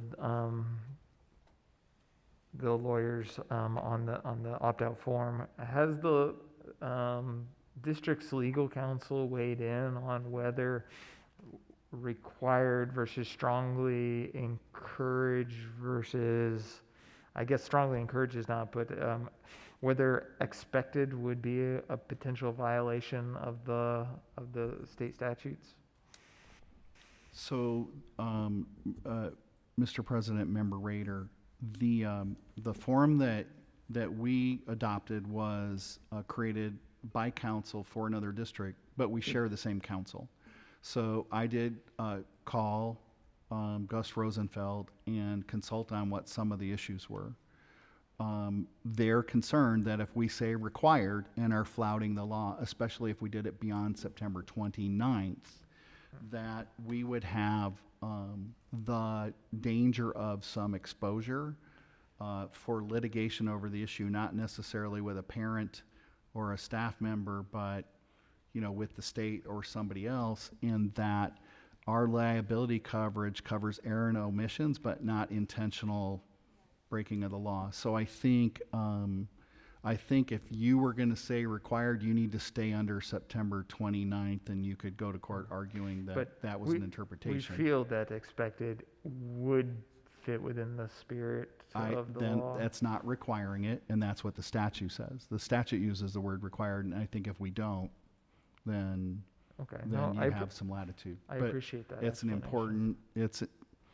it is an important distinction, and so I think the ones who are most out on a limb, from my read of the lay of the land, is Phoenix Union, and not so much the other districts that have opt-outs.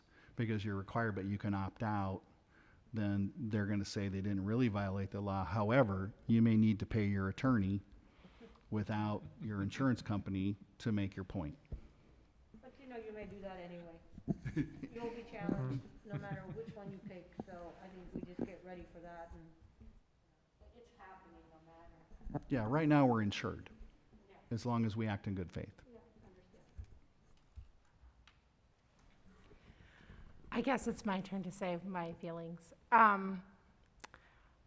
I personally, like Mr. Rader, I would love to see a mandatory mask mandate, but I don't want to go against the law.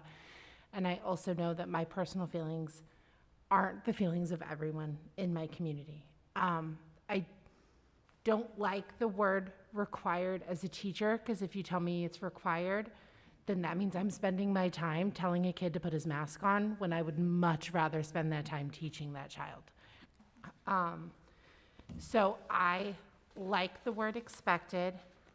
I think it has more emphasis than strongly encouraged, because we encourage people all the time to do things and they don't do them. So I am comfortable with expected and for the students, and then I'm comfortable with they're expected for staff as well. And I don't want to get into the vaccination or non-vaccination issue for our staff members. Is there anything else I need to? I think that's all I have. Thank you. Other than, any other comments, John, other than? No, I mean, I appreciate the feelings of the board, and again, I think, to me, it's a little bit of semantics, but I think it's clear the direction the board has given, and I'm not strongly concerned about it. Let me say that. Just since I haven't made this point about vaccinations, I guess I was a little, and I understand people come to these decisions for all sorts of different reasons, but it looked like our vaccination report rate in the report that was provided by the superintendent was about 55%. So I'd love to see that number for both the protection of our teachers and and for our students be much higher. And again, I recognize, certainly not in a position where we want to shame or anybody. And I recognize people come to decisions for all sorts of different reasons. But as part of this maybe future vaccination discussion, I don't know if we can also talk to legal counsel about whether there's financial incentives that we can offer for vaccinated individuals versus non-vaccinated individuals. And not, again, as a punitive punishment for anybody who makes a personal decision, but just a recognition that somebody who's vaccinated and maybe doesn't have to quarantine may be shouldering a greater load than somebody else. Again, my belief, and I think this is backed up by precedent and science, is that vaccinations are the best mitigation measure we have, and I would encourage everybody within the district and our teachers to get vaccinated. And if you feel that that's a controversial statement, then please don't take it from me. Go see your personal physician and have that discussion with them. And after that discussion, if the physician still says, please don't get vaccinated, then certainly I understand that. But it's so vitally important for the return to normal operations for our schools and for our society and for the protection of our youth. So again, I'll get off on my soapbox there. I know it's late, and I appreciate your indulgence. Well, I think I've heard then from the board here tonight that the word expected would be all right to move forward with. And do we want to add an opt-out portion of that as well? For the kids, so we can keep track of. Yeah, for the kids, so we can keep track of them.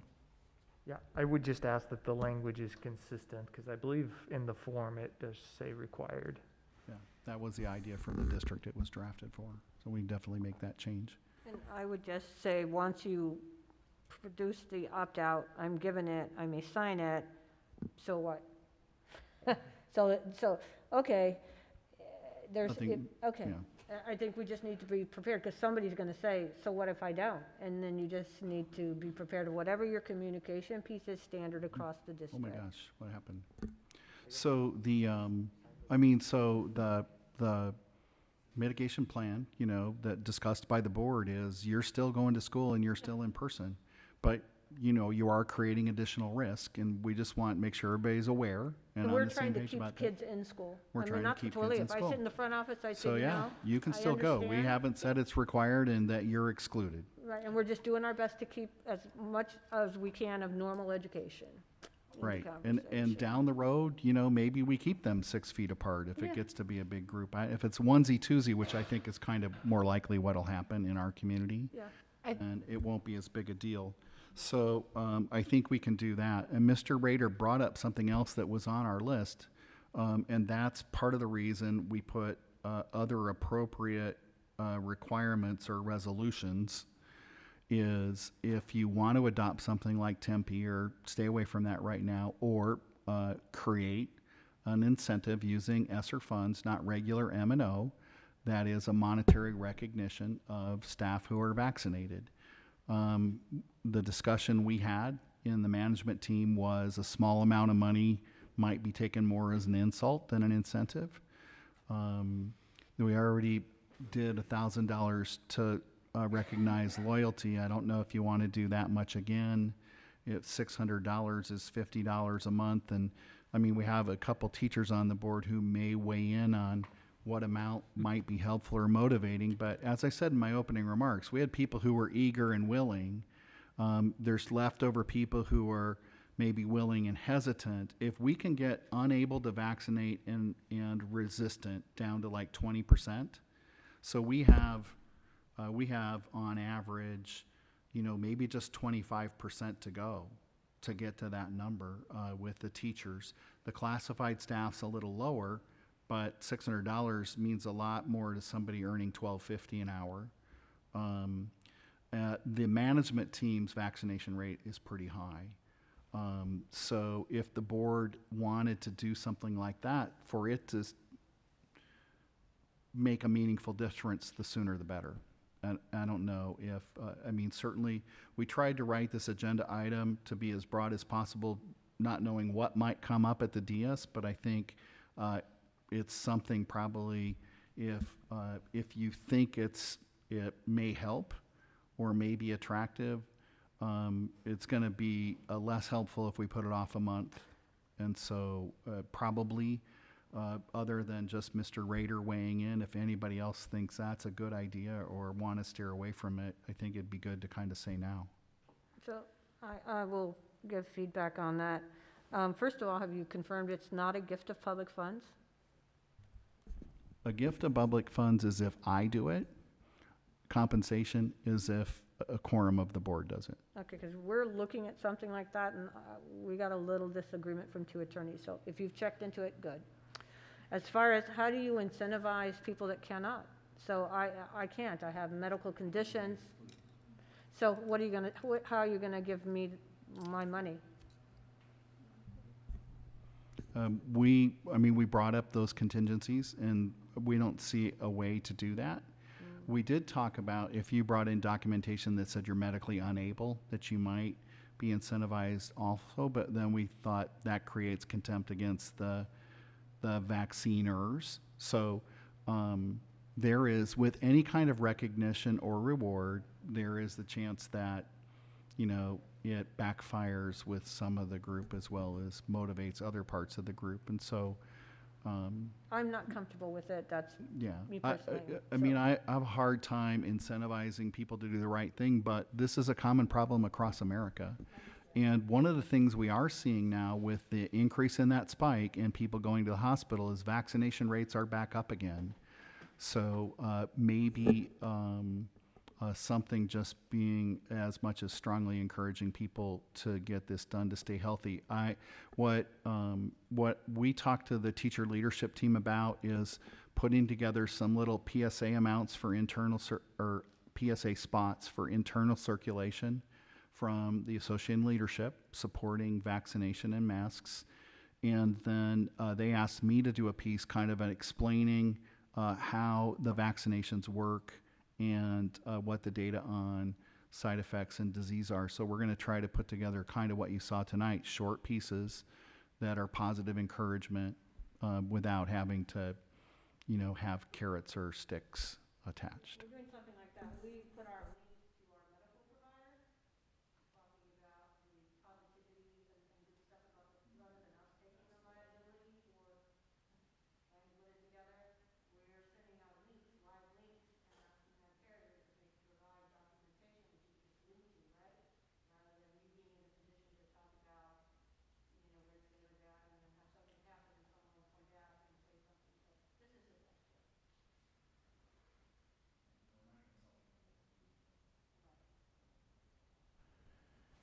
Maybe that the whole thing is just getting the people educated.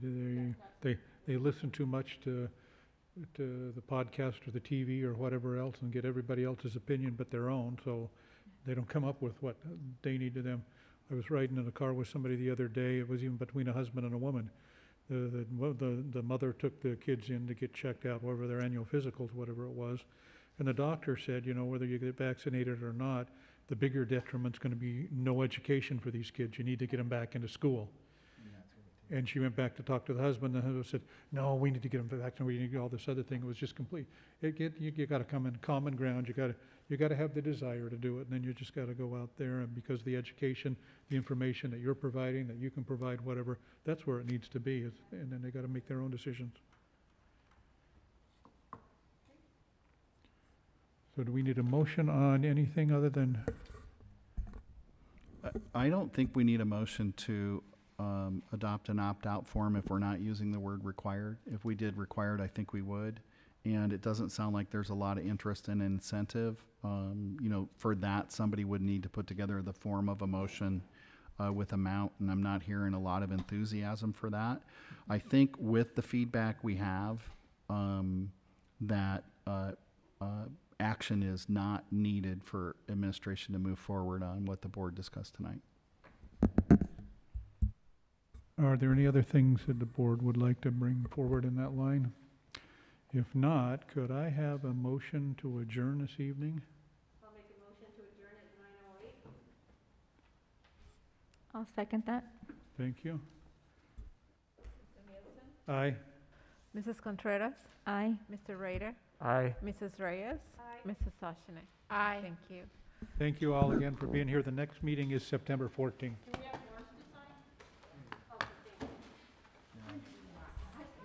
Thanks for